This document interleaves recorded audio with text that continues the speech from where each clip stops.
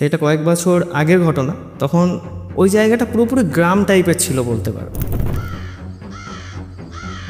দেখলাম যে আস্তে আস্তে ক্ষেত শুরু হচ্ছে, এবং শুরু তো হচ্ছে ক্ষেত, আমি ভাবছি আরেকটু যাই। যেতে যেতে দেখি ওখানে জনবসতি শেষ। এবার বাঁশ বাগান, এটা ওটা বড় বড় গাছ হয়ে রয়েছে, এবং ওই দূর থেকে দেখতে পাচ্ছি একটা বাড়ি আছে ওখানে।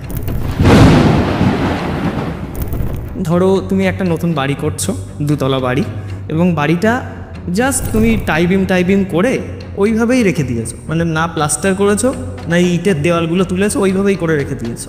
লাস্ট যে বাড়িটা, সেই বাড়িটার ওখানে এক বৃদ্ধ ভদ্রলোক দাঁড়িয়ে, এবং আমার কি মনে হলো যে একটু জিজ্ঞাসা করি তো বাড়িটা ওখানে কে করেছে। বলছে ওই জায়গাটা কিন্তু অনেকদিন ধরে বন্ধ। যে সে তো আমি দেখেই বুঝতে পারছি, ওই জন্য তো জিজ্ঞাসা করছে আপনাকে। বলছে ওই জায়গাটা একটা শ্মশান ছিল। এবার আরেক ধরনের আমার ইচ্ছা জেগে উঠেছে, প্রায় সন্ধে হয়ে গেছে, মোমবাতির আলোয় খাবো, ক্যান্ডেল লাইট একটা খাওয়া দাওয়া হবে। চিয়ার্স করে মুখে দিয়ে বাইকটা মারতে যাবে, একটা দমকা হাওয়া এসে লেগে যাবে। আমার তখন মনে হচ্ছে পুরো অন্ধকার জায়গা, আমার সামনে সবাই বসে আছে এইভাবে, আমি এখানে সামনে সবাই গোল করে বসে আছে। এটা আমি রিয়েলাইজ করছি এমন এই পাশ থেকে কেউ একজন এত দূর আসছে, এই পাশ থেকে এত দূর আসছে।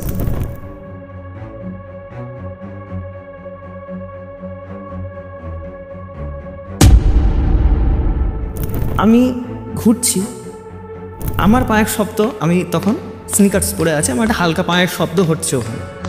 পায়ের শব্দটা হচ্ছে আর আমি থেমে যাচ্ছি যেতে যেতে, কিন্তু মনে হচ্ছে কেউ যে এসে আমার পেছনেই থেমে যাচ্ছে। আমি আমার যতবার পেছনে ফিরছি, পেছনে আমার কেউ নেই। আমি বলছি সবাই সাইলেন্ট হয়ে যায়, কেউ একটা আওয়াজ করিস না, দেখ এখান থেকে অন্যরকম কিছু আওয়াজ পাচ্ছিস কি। বাঁশ এইভাবে ধরে মোড়াল, এটা মর করে আওয়াজ পাওয়া যায়। হ্যাঁ, এক্স্যাক্টলি ওই রকম একটা আওয়াজ পাওয়া গেল উপরের ঘরের থেকে। Golpowala, the real paranormal experience. Hello everyone, welcome to Golpowala. আর গল্পওয়ালার আজকের হরার পডকাস্টে মারাত্মক একটা ঘটনা নিয়ে থাকছে আমাদের নতুন গেস্ট সৌরভ। আজ থেকে কয়েক বছর আগে একটা মিউজিক ভিডিওর শুটিং করতে সৌরভ গিয়ে পৌঁছয় বারাসাতের একটি প্রত্যন্ত এলাকার পরিত্যক্ত একটা বাড়িতে।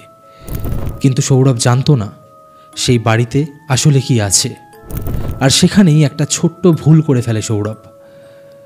আর এই ভুল থেকেই এমন কিছু ঘটনা ঘটে যা না শুনলে আপনারা বিশ্বাস করতে পারবেন না। আজকের পডকাস্টে মারাত্মক একটা ঘটনা আপনাদের জন্য অপেক্ষা করছে, তাই ভিডিওটা এই মুহূর্তে আপনারা কোথা থেকে লাইভ দেখছেন কমেন্ট করে অবশ্যই জানান, তার সাথে লাইক বাটনটাও প্রেস করবেন। আর যদি আপনারাও চান আপনাদের জীবনে ঘটে যাওয়া কোনো রিয়েল লাইফ প্যারানর্মাল ইনসিডেন্ট অথবা সেরা কোনো সত্যি ভৌতিক ঘটনা আপনারা আমার সাথে অথবা গল্পওয়ালা পরিবারের সাথে শেয়ার করবেন, তাহলে অবশ্যই গল্পওয়ালার অফিসিয়াল ইমেল অ্যাড্রেস storyteller@gmail.com অথবা আমার ইনস্টাগ্রাম আইডি storyteller_অরিত্রকে ফলো করে ইনবক্সে ঘটনা লিখে পাঠাতে পারেন। এখন ঘড়িতে রাত 10টা আর আমি অরিত্র থাকছি আপনাদের সাথে মারাত্মক একটা হরর পডকাস্ট নিয়ে। Hello Sourav. Hello, welcome to Golpowala. কেমন আছো আগে বলো? খুব ভালো, তুমি কেমন আছো? চলছে। আমি কখনো বলি না আমি খুব ভালো আছি বা খুব খারাপ আছি, আমার চলছে। আমি মনে করি চলে গেলেই ভালো। তো যাই হোক, কোথা থেকে আসছো? আমি আসছি বারাসাত থেকে। বারাসাত, ওকে। তো তুমি প্রায় মাস দেড়েক আগে আমাকে একবার কন্ট্যাক্ট করেছিলে, করে জানিয়েছিলে যে তোমার লাইফের এমন একটা ঘটনা আছে, তোমার শর্ট ফিল্ম শ্যুট করতে গিয়ে মোস্ট প্রবাবলি কিছু একটা ঘটেছিল তোমার সাথে। একদম প্রথম থেকে ঘটনাটা শুনবো। তার আগে আমি একটা কথা জানতে চাইবো তোমার কাছ থেকে, যে তুমি কি মুভি বানাও? হ্যাঁ, মুভি বানাই। আচ্ছা, তার সাথে মানে অ্যাজ আ ডিরেক্টর না অ্যাজ অ্যান অ্যাক্টর? দুটোই, মানে অভিনয়ও করো, ডিরেকশনও দেয়? আমি স্ক্রিপ্টও লিখি, ভিডিও ক্যামেরার জন্য আমার লোক আছে, কিন্তু আমি বলে দিই কীভাবে কী করতে হবে, দেন আমিও অ্যাক্টিং করি, মানে সব একসাথেই করি আর কি। অত বড় কিছু না, ছোটোখাটোই যতটা পারি চেষ্টা করছো। হ্যাঁ হ্যাঁ, খুব ভালো। তো আজকের ঘটনাটা কোথাকার ঘটনা? এই ঘটনাটা আমাদের ওই এলাকারই, মানে তখন সেই জায়গাটার ব্যাপারে আমি বলতে চাইছি না। ওই জায়গাটা এখন অনেক উন্নত হয়ে গেছে, এটা কয়েক বছর আগের ঘটনা। তখন ওই জায়গাটা পুরোপুরি গ্রাম টাইপের ছিল বলতে পারো, এখন ওই জায়গাটা অনেক উন্নত। আচ্ছা, সেই জায়গাটার সেই একই রকম অবস্থা এখন আর নেই। মানে এটা কি বারাসাতেরই ঘটনা? ওই আশেপাশেই বলতে পারো। ওকে, একদম শুরু থেকে শুনবো। ঠিক আছে, যে শুটিং করতে গিয়ে মানে কোথা থেকে কিভাবে কি শুরু হলো আমি পুরোটাই জানতে ভীষণ ইন্টারেস্টেড। কারণ তুমি যখন আমাকে ভয়েস নোটে পাঠিয়েছিলে ঘটনাটা, প্রায় অনেক দিন হয়ে গেছে, তারপর আমি অনেক ঘটনা শুনেছি, তাই আমি ভুলে গেছি। তাই আমি একদম সেই সময় যেই থ্রিলটা পেয়েছিলাম আমি সেটাই পেতে চাই। একদম শুরু থেকে বলো। আচ্ছা, নর্মালি আমি যেমন শুটিং করতে যাই, তেমনই শুটিংয়ের জন্য আমি জায়গা দেখতে গেছি। এবং শুটিংটা কিসের ছিল সেটা যদি বলি, সেটা হচ্ছে বললাম যেমন একটা ফিল্ম, সেই ফিল্মের মধ্যে অনেক মিউজিকের পার্ট থাকতো, মানে গানের পার্ট থাকতো। তো সেই গানটার কিছু পার্ট নেওয়ার জন্যে তখন সর্ষে ফুলের ক্ষেত ছিল, ঠিক আছে, মানে সর্ষে ফুল অনেক হয়ে থাকতো, ওর মধ্যে গানের কিছু পার্ট নেব। তা আমি একটা গ্রাম্য জায়গায় যাই, যে জায়গাটা ওই রকম কিছু আমি সিনারি পেয়ে যাব, এবং দেখতেই গেছি, আমি শ্যুট করতে যাইনি। এবং গ্রামের অনেক ভিতরে ঢুকে গেছি। এবং ঢুকে যাওয়ার পরে দেখলাম যে আস্তে আস্তে ক্ষেত শুরু হচ্ছে, এবং শুরু তো হচ্ছে ক্ষেত, আমি ভাবছি আরেকটু যাই। যেতে যেতে দেখি ওখানে জনবসতি শেষ, লাস্ট একটা মাটির বাড়ি, তারপরে নর্মাল চাষের জমি। আমি বলছি ভাই এদিকে ঘর বাড়ি না, এদিকে হয়তো ভালো শ্যুট করা যাবে। আমি ওইভাবে দেখতে আরও চলে গেছি অনেক দূর, এবং কত দূর গেলাম ওর মধ্যে কিন্তু কোনো ঘর বাড়ি নেই আর, ঠিক আছে, নর্মাল চাষের জমি। এবার দেখতে আরও চলে গেছি, গিয়ে দেখি এবার চাষের জমিও শেষ, এবার বাঁশ বাগান, এটা ওটা বড় বড় গাছ হয়ে রয়েছে, এবং ওই দূর থেকে দেখতে পাচ্ছি একটা বাড়ি আছে ওখানে। এবার আমি বাড়িটা দেখে আর একটু এগিয়ে গেছি, এত এর মধ্যে বাড়ি নেই, এবার অত ভিতরে একটা বাড়ি কে করলো। আমি গিয়ে দেখি বাড়িটার আশেপাশে পুরো বড় বড় গাছ হয়ে গেছে, বাড়িটার ভিতরেও দেখি বড় বড় গাছ টাছ হয়ে গেছে। এবং বাড়িটার যদি একটু বিবরণ দিই, ধরো তুমি একটা নতুন বাড়ি করছো, 2 তলা বাড়ি, এবং বাড়িটা জাস্ট তুমি টাইবিম করে ওইভাবেই রেখে দিয়েছো, মানে না প্লাস্টার করেছো না ইটের দেওয়ালগুলো তুলেছো, ওইভাবেই করে রেখে দিয়েছো। এবং বাড়িটা বেশ কিছু বছর ধরে ওইভাবে রেখে দিয়েছে, ঠিক যেমন অবস্থা হবে, ধুলো বালি পড়ে একটা শ্যাওলা হালকা হালকা জমে গিয়ে। কিন্তু বাড়িটাকে যদি বাইরের থেকে দেখো তোমার মনে হয় বাড়িটা নতুনের মধ্যে, এমন পরিস্থিতি বাড়িটার। এবার আমার এক চান্সে দেখে মনে হয়নি যে বাড়িটা ভুতুরে বাড়ি বা কি, আমি জাস্ট ভাবলাম কোন পাগল একটা বাড়ি করে রেখেছে এর ভিতরে এই গভীরে এসে। এবার আমি আস্তে আস্তে ভিতরে 2 পা দিয়েছি, মানে বাড়ির ভেতর আমার বাইকে ছিলাম, আমি বাইক থেকে নেমে বাড়ির ভিতরে 2 পা দিয়েছি। এবং দেওয়ার পরে দেখছি বাড়ির ভিতরে সেই বাঁশ লাঠি যেগুলো দেয় উপরে, যেটা দিয়ে ঢালাই হয়, সেগুলো কিন্তু ওইভাবেই লাগানো, ঠিক আছে। বলছি এত বছর ধরে বাড়িতে এইভাবেই লাগিয়ে রেখেছে, কি ব্যাপার, এইভাবে এরকম কেন? ঠিক আছে, এখানে তো শ্যুট করা আছে। এবার বাইরে দেখছি জায়গাটা খুব ভালো, সর্ষে ক্ষেত নেই, কিন্তু ছোটো ছোটো গাছ হয়ে জায়গাটা খুব সুন্দর হয়েছে। এবার আমি ভাবছি এখানে আমার মিউজিক ভিডিও শ্যুটগুলো আমি নিতে পারবো ওই বাড়িটার মধ্যে, বাড়িটার মধ্যেও নেব, প্লাস ওর আশেপাশটাই নেব, খুব সুন্দর লাগছে, মানে লতানো গাছ টাছ হয়ে বাড়িটার বাইরে দারুণ লাগছে। এবার আমি বাইক নিয়ে আসছি, আস্তে আস্তে লাস্ট যে বাড়িটা, সেই বাড়িটার ওখানে এক বৃদ্ধ ভদ্রলোক দাঁড়িয়ে। এবং আমার কি মনে হলো যে একটু জিজ্ঞাসা করি তো বাড়িটা ওখানে কে করেছে। মানে তোমার যেই বাড়িটা তুমি দেখতে পেয়েছিলে বা যেই বাড়িটার ভেতরে তুমি 2 পা ফেলেছিলে বা তুমি ভেবেছিলে যে এখানে তুমি শুটিং করবে, সেই বাড়িটারই বাইরে একটা বৃদ্ধ লোক না না না না সেই বাড়িটা থেকে আমি বেরিয়ে এসেছি, এসে আবার উল্টো এসেছি, এসে জনবসতিটা শেষ যেখানে, ওকে সেই লাস্ট বাড়িটায় আমি ভাবলাম একটা বৃদ্ধ লোক বাইরে দাঁড়িয়ে, আমি জিজ্ঞেস করি যে বাড়িটা কে করেছে ওখানে, আর ওইভাবেই ও পড়ে আছে কেন। আমার একটু কিউরিয়াসিটি থাকে সব জিনিস। এবার আমি ওকে মানে ওই বৃদ্ধ ভদ্রলোককে ডেকে বললাম যে দাদু ওখানে বাড়িটা কে করেছে। আমাকে বলছে কোন বাড়িটা? বলছে ওই পিছনের দিকে আমি গেছিলাম। কেন গেছিলে? বলছে আমি ভিডিও বানাই। আচ্ছা আমি বুঝি না হতো, বলছে আমি সিনেমা টিনেমা বানাই, ঠিক আছে, মানে অতটাও না, বোঝানোর জন্য বলছিলাম, বৃদ্ধ মানুষ যাতে বুঝতে পারে। তো বলছে ও আচ্ছা, ওখানে কি করতে গেছিলে? আমি গেছিলাম যে একটা গানের ভিডিও শ্যুট করব, তো আমার একটা জায়গা দরকার ছিল, এরকম সর্ষে ফুল টুল থাকবে, আমি সেটাই দেখতে গেছিলাম। বলছে ওই জায়গাটা কিন্তু অনেকদিন ধরে বন্ধ। বলছি সে তো আমি দেখেই বুঝতে পারছি, ওই জন্য তো জিজ্ঞাসা করছি আপনাকে। বলছে ওই জায়গাটা একটা শ্মশান ছিল। আচ্ছা, আমি বলছি শ্মশান ছিল? আমি তো ঢুকলাম ওর মধ্যে, আমি তো দেখলাম না কিছু। বলছে তুমি দেখবে কী করে, শ্মশানের জায়গাটাতেই তো বাড়িটা হয়েছে। বলছি আচ্ছা। বলছে এই যে জায়গাগুলো এগুলো কি কারোর কেনা?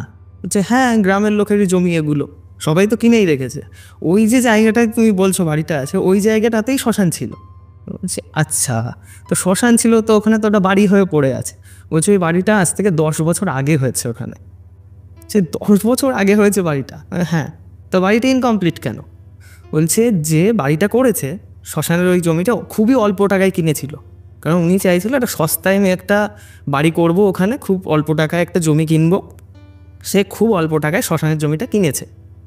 তখন গ্রামের যে বাসিন্দারা, মানে ইনি এবং এনার আশেপাশের কয়েকজন বাসিন্দা অনেকবার বুঝিয়েছিলেন যে অত কম টাকায় পাচ্ছে, মানে কম টাকা বেশি টাকাটা বড় কথা না, কারণ ওটা শ্মশানের জমি, বাড়ি বানানোটা খুব হ্যাঁ ওটা কি করতে করবেন, ওনারা থাকবেন কি থাকবেন না সেটা বুঝতে পারেন, কিন্তু ওনারা ওই জমিটায় বাড়ি করবেন এটা ওনারা ঠিক করেছিলেন। এবার একটু পয়সাদার লোক হওয়ায় ওনারা কিছু বলতে পারেননি, আমাকে উনি যতটা বলেছেন। তো আমি বললাম ঠিক আছে। তা আমাকে বললো বেশি ওই বাড়ির দিকে যেও না, ঠিক আছে। বলছি আমি তো একটা শ্যুট করবো বলে ভাবছিলাম, তো আমার তো একটু যাওয়া দরকার। যে ঠিক আছে তুমি যদি মনে করো তুমি যেতে পারো, কিন্তু সন্ধ্যের পর থেকে আর থেকো না ওখানে, কারণ ওখানে কোনো মানুষজন বেশি যায় না। চাষের জমির পরের জায়গাগুলো দেখেছো তো আজও বা গাছ টাছ হয়ে রয়েছে। তুমি চাষের জমির কথা বললে, আমি যখন ট্রেনে করে কোথাও যাই, মানে যেহেতু তুমি বারাসাতের কথা বললে আমি সেটাই বলছি যে ধরো আমি কখনো চাঁদপাড়া, বনগাঁ এই সমস্ত জায়গায় যখন যাই, একটা নির্দিষ্ট টাইমের পর ট্রেনের দুপাশ থেকেই ধুধু করছে মাঠ, চাষের জমি, দূরে জঙ্গল, কোনো জনবসতি নেই, দেখতেও অসাধারণ লাগে, ভীষণ ভালো লাগে।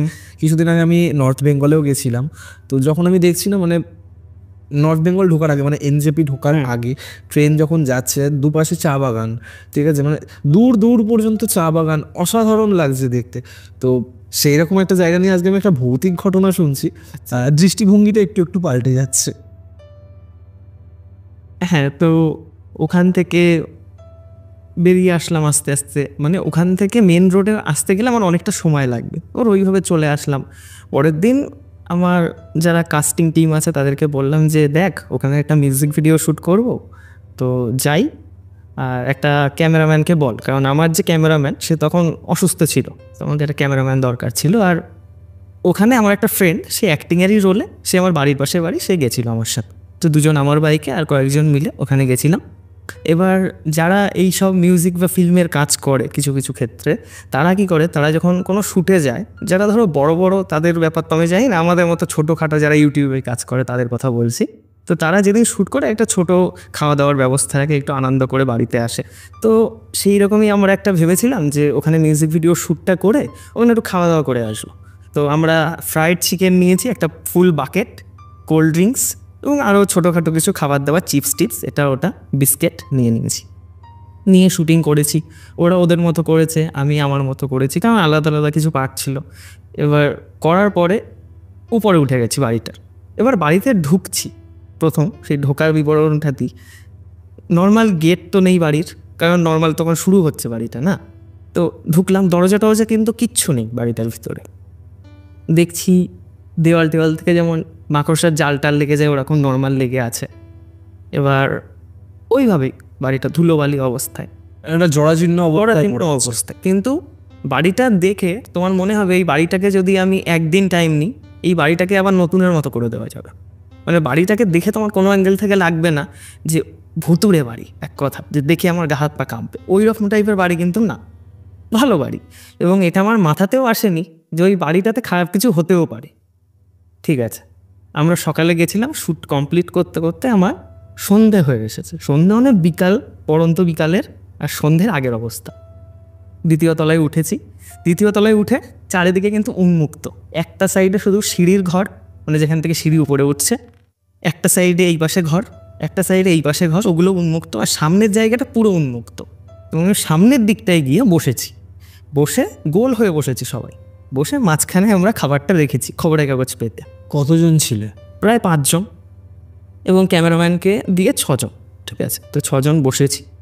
এবার খবরের কাগজ পাতিয়ে হুট করে বসেছি। আমার হচ্ছে আরে গ্রামের মধ্যে আসলাম এদিকে, একটা কলা পাতায় খাবো না তাই হয়? কারণ কলা পাতার কেন যাই না একটা মানে ভিতর থেকে জেগে ওঠে, গ্রামে আসছি মানে একটু কলা পাতায় খেতে হবে। কলা পাতায় ফ্রাইড চিকেন, হ্যাঁ কলা পাতায় ফ্রাইড জিনিস। এবার আমার মানে মন চেয়েছে আমি খাবো কলা পাতা। আমি বলছি ঠিক আছে তোরা বস, আমি নিয়ে আসছি। আমি তলায় দেখেছি একটা কলা গাছ আছে।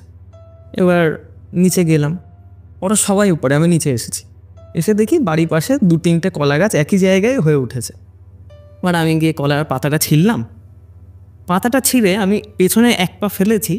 মানে অনেক সময় হয় না, ধরো আমি এখানে বসে আছি, কেউ একটা ওই দিক থেকে আমাকে দেখছে, ওই দিক থেকে দেখছে, আমি বুঝতে পারি, বোঝা যায়, সবাই বোঝা যায়। এবার আমার হুট করে মনে পেছন থেকে কেউ একটা দেখছে আমাকে। আমি এইভাবে পেছন ফিরতে যাচ্ছি, উপর থেকে বলছে কই রে আয়, উপর থেকে ডাকছে। হ্যাঁ, আমি আর পেছন ফিরে দেখিনি। আমার তো মনে হলো কেউ কি দেখছিল আবার দুপা গিয়ে, কিন্তু আমি আর পেছনে ফিরে দেখিনি, উপরে চলে এসেছি। কলা পাতাটা বিছিয়ে ফ্রায়েড চিকেনগুলো সব ওর ওপরে ঢেলে দিয়েছি, দিয়ে আমাদের খাবার দাবার রেডি করে খাচ্ছি। এবার আরেক ধরনের আমার ইচ্ছা জেগে উঠেছে, ভাই সন্ধে সন্ধে হয়ে গেছে, মোমবাতির আলোয় খাবো, ক্যান্ডেল লাইট একটা খাওয়া দাওয়া হবে। বলছে তোর ভাই এসব আজগুবি চিন্তা ছাড়া আসে না, এখানে এসে সাপে পোকামাকড়ে কামড়াবে ধুলোবালির ভিতর, আমাকে বলছে বন্ধুর। বলছে কারণ এখানে প্রচুর পোকামাকড় থাকতে পারে, করিস না ওইসব অন্ধকারের ভিতরে। এবার বলছি করি না, 5-10 মিনিট পরে বন্ধ করে দিয়ে আবার নর্মাল খাও। ব্যাগের থেকে একটা মোমবাতি বের করেছি, করে জ্বালিয়েছি মাঝখানে, জ্বালিয়ে চল শুরু করি।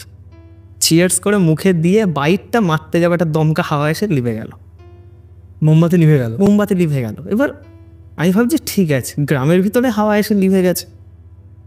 দেশলাই ছিল আমার কাছে, দেশলাই ঠুকে মোমবাতিটা আবার জ্বালালাম, আবার খাওয়া কিনতে শুরু করে, যেই জ্বালিয়েছে আবার একটা হাওয়া এসে মোমবাতি লিভে গেল।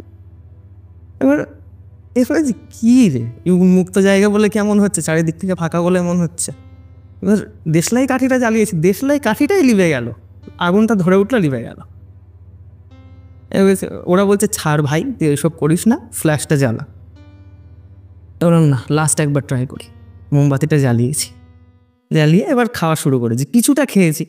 আবার এইবার হাওয়াটা বিশাল জোরে এসেছে, এত জোরে এসেছে মানে আশপাশে যে ধুলো ছিল মেঝেতে এসে চোখে মুখে ঢোকার মতো অবস্থা, বিশাল জোরে হাওয়া এসেছে। এসে আবার লিভে গেল। এইবার যে লিভে গেল, এবার মাঝে যেহেতু কিছুটা টাইম আগুন ওইভাবে লিভে যাচ্ছিল না, আমি দেশলাইটা আমার পাশে রেখেছিলাম, সামনে আর ছিল না। এবার দেশলাইটা আমি হাতে আর খুঁজে পাচ্ছি না, দেশলাইটা আমি কোথায় রাখলাম। এবার আমার তখন মনে হচ্ছে পুরো অন্ধকার জায়গা, আমার সামনে সবাই বসে আছে এইভাবে, আমি এখানে সামনে সবাই গোল করে বসে আছে। এটা আমি রিয়েলাইজ করছি এমন এই পাশ থেকে এই পাশ থেকে এই পাশ থেকে কেউ একজন এত দূর আসছে, এই পাশ থেকে এই পাশ থেকে এই পাশ থেকে এত দূর আসছে। হ্যাঁ, মানে তুমি 5 জনকে নিয়ে বসে আছে, আর তুমি ফিল করছো যে তোমার পাশ থেকে কেউ একজন হেঁটে হেঁটে ঘুরছে। হ্যাঁ, আর সে কিন্তু গোল গোল ঘুরছে না, সে শুধু আমার এতটা এরিয়া কভার করছে, উল্টো আসছে, আমার পেছনে দাঁড়াচ্ছে, আবার এতটা এরিয়া কভার করছে, আসছে এই জায়গায় দাঁড়াচ্ছে, আর কানের পাশ দিয়ে ওটা হালকা যেমন ফু দিলে যেমন হয়, এই সাইডটা আমার অমন লাগলো। আমি এরকম পেছন ফিরে ঘুরলাম, অন্ধকার, কিচ্ছু বুঝতে পারছি না। আমি নিজেই বলছি ফ্ল্যাশটা জ্বালাই এবার। ও বলছে ওরা বলছে কেন ফ্ল্যাশ জ্বালাতে হবে, কেন তুই মোমবাতিতেই খাচ্ছি এখন মোমবাতি। বলছে না না ফ্ল্যাশটা এবার জ্বালাই। এবার ফ্ল্যাশটা জ্বালিয়ে খেলাম। এবার খেয়ে দিয়ে তখন এবার জায়গাটা এমন না, হাওয়া আসছে ঠিক আছে, সেই টাইমটা হাওয়া আসছে, নর্মালি জায়গাটা ভীষণ গরম। তুমি যখন গ্রামের ভিতরে যাও এটা তুমি খেয়াল করবে যে জায়গাটা কিন্তু খুব ঠান্ডা থাকে আমাদের শহরের পরিবেশের তুলনায়। এবার ওই যে গ্রামের জায়গাটা, ওখানে তো শুধুই গাছ, ওখানে তো বাড়িঘর কিছু নেই, তো ঠান্ডা থাকা উচিত। বাড়িটার ভিতরে টেম্পারেচার খুব হাই, এবং এমনটা না যে তোমার গরম লাগছে, একটা হয় না যে নিঃশ্বাস নিতে সমস্যা হচ্ছে, সেই জায়গাটা দম বন্ধ পরিবেশ, গুমোট পরিবেশ, তো ওই রকম এবং অদ্ভুত রকম লাগছে। মানে ওটা ওরা খেয়াল করে না, কারণ আমি সব দিকে আমার একটু নজর থাকে, কোথায় কি ঝুলছে দেওয়ালে, কোথায় কি লেগে আছে, আমার চোখ চারিদিকে থাকে। ওরা আসছে, ওরা শ্যুট করেছে, ওরা ওদের মতো পার্টি করছে, করে ওরা চলে যাবে, এটা ওদের টার্গেট। চল উঠি, আজকের মতো শ্যুট হয়ে গেল, আবার কবে কি আসতে হবে বলিস, দরকার নেই উঠ। ওরা উঠতে সিঁড়ি দিকে নিচের দিকে যাচ্ছে, এটা আমি ফার্স্ট নোটিস করি, আমি পেছনে ছিলাম, ওরা আগে আগে নেমে যাচ্ছে, আমি পেছন পেছন নামছি। মনে হচ্ছে যে ওরা তো ওদের মতো যাচ্ছে, পায়ের আওয়াজগুলো আমি সামনে বুঝতে পারছি, মনে হচ্ছে পেছনেও কেউ একজন পায়ের আওয়াজ আমি শুনতে পাচ্ছি, কিন্তু লাস্টের জন কিন্তু আমি। ওকে, আমি একটা কথা জিজ্ঞেস করতে চাই যে তোমাদের খাওয়া দাওয়া কমপ্লিট হয়ে গেছিলো? সব কমপ্লিট, সব গুছিয়ে টুছিয়ে তোমরা নিচে চলে এসছো। যখন তুমি নামছিলে তখন তুমি ফিল করছো যে তোমার পেছনেও কয়েকজন হাঁটছে, বাট তুমি ছিলে সেখানে লাস্ট, তোমার আগে সবাই ছিল। কিন্তু আমি কিন্তু নামিনি, দ্বিতীয় তলায় সিঁড়ি থেকে নামছি, সেই টাইমে ধরো হাফ নেমেছি, এইবার সিঁড়ির ঘর। আমার মনে হচ্ছে সামনের আওয়াজগুলো আমি স্পষ্ট পাচ্ছি, এরা টপ টপ টপ টপ করতে করতে নেমে যাচ্ছে। পেছনেও মনে হচ্ছে কেউ একজন নামছে, কিন্তু আমার এটা মাথায় আছে লাস্ট পার্সন তো আমি, তাহলে পেছনে কে নামবে? আমি তখন দাঁড়িয়েছি, ফ্লাশটা পেছনে মেরেছি, কেউ নেই। ওরা আমার দিকে উল্টো তাকালো, কি হয়েছে? কিছু একটা প্রবলেম আছে এখানে। যে কী প্রবলেম আছে? বলছি তোরা দাঁড়া। আমি আবার উপরে উঠেছি, পুরোটা যেখানে ছিলাম উপরে উঠে আমার চারিদিকে ফ্ল্যাশ মারছি, উপরে কি কেউ আছে? হয়তো কুকুর বেড়ালেও উপরে উঠে যেতে পারে, কুকুর না বিড়ালি উঠতে পারে। আমি ঘুরছি, আমার পায়ের শব্দ, আমি তখন স্নিকার্স পরে আছি, আমার একটা হালকা পায়ের শব্দ হচ্ছে ওখানে, পায়ের শব্দটা হচ্ছে, আর আমি থেমে যাচ্ছি যেতে যেতে, কিন্তু মনে হচ্ছে কেউ একজন এসে আমার পেছনেই থেমে যাচ্ছে। আমি আমার যতবার পেছনে ফিরছি, পেছনে আমার কেউ নেই। মানে আমার জিনিসটা খুব শখ লাগছে, ওরা তো দাঁড়িয়ে আছে, ওরা কেউ নড়ছে না, আর ওরা কথা বলছে আমি শুনতে পাচ্ছি, আর আমি যতবারই চারিদিক থেকে হাঁটছি, হাঁটতে হাঁটতে দাঁড়িয়ে যাচ্ছি, আমি বারবার রিয়েলাইজ করছি আমার পেছন পেছন কেউ একজন হাঁটছে, কিন্তু আমি যতবার পেছনে মারছি কেউ নেই। এবার আমার একটু অকওয়ার্ড লাগতে শুরু করেছে, উপরে একা একা আছি, থাক, সব জায়গায় গিয়ে ওই রকম করা ঠিক না। আমি আগেও এরকম অনেক জায়গায় করে ফেসে গেছি, বেকার বেকার, দরকার নেই, এবার আর আমি কিছু করবো না, আমি শান্ত হয়ে থাকবো। আস্তে আস্তে এবার নিচের দিকে নামছি। উপরে গেছিলি কেন, কিছু ফেলে এসেছিলি? যে হ্যাঁ, আমার একটা চাবিটা ফেলে এসেছিলাম। বলছে ও ঠিক আছে চল। এবার ওদের মধ্যে দুজন গিয়ে আবার নিচের ঘরগুলোর মধ্যে আবার টানাটানি শুরু করেছে, বাঁশের লাঠি এটা ওটা, দেখছে যে ভিতরে কী কী আছে। এবার যে চল বেরোই। বেরোতে বেরোতে আমার কী মনে হয়েছে, আমি আবার দাঁড়িয়ে গেছি। সবাই একটু চুপ কর, সাইলেন্ট হ, কেউ কোনো কথা বলিস না। সবাই চুপ করেছে। তখন কি অন্ধকার হয়ে গেছে? পুরো অন্ধকার। আমাদের হাতে কিন্তু ফ্ল্যাশ আছে, তখন সন্ধে মানে বলতে গেলে 6টা 6:30 বেজে গেছে। আর ওরকম জঙ্গলের ভেতর সন্ধে মানে তখন ভালো রকম, আর ঝিঝি পোকার একদম স্ট্রং আওয়াজ আসছে ওখান থেকে, মানে কান তালা লেগে যাওয়ার মতো আওয়াজ। ঝিঝি পোকা, ঘুগড়ো পোকা বলে সম্ভবত এগুলোকে, আওয়াজ আসছে। আমি বলছি সবাই সাইলেন্ট হয়ে যায়, কেউ একটা আওয়াজ করিস না, দেখ এখান থেকে অন্যরকম কিছু আওয়াজ পাচ্ছিস কি? বাঁশ এইভাবে ধরে মোড়াল, এটা মরমর মরমর মরমর করে আওয়াজ পাওয়া যায়। হ্যাঁ এক্স্যাক্টলি ওই রকম একটা আওয়াজ পাওয়া গেল উপরের ঘরের থেকে। বলছি কিসের আওয়াজ? একজন বলতে, আমি বলছি চুপ কর। আমি যে এইভাবে বলছি চুপ কর। আচ্ছা, ঠিক এইভাবে একটা বাঁশ ধরে একটা দেওয়ালের গায়ে ধম্প করে মারলে যেমন আওয়াজ হয়, ওটা আওয়াজ হলো।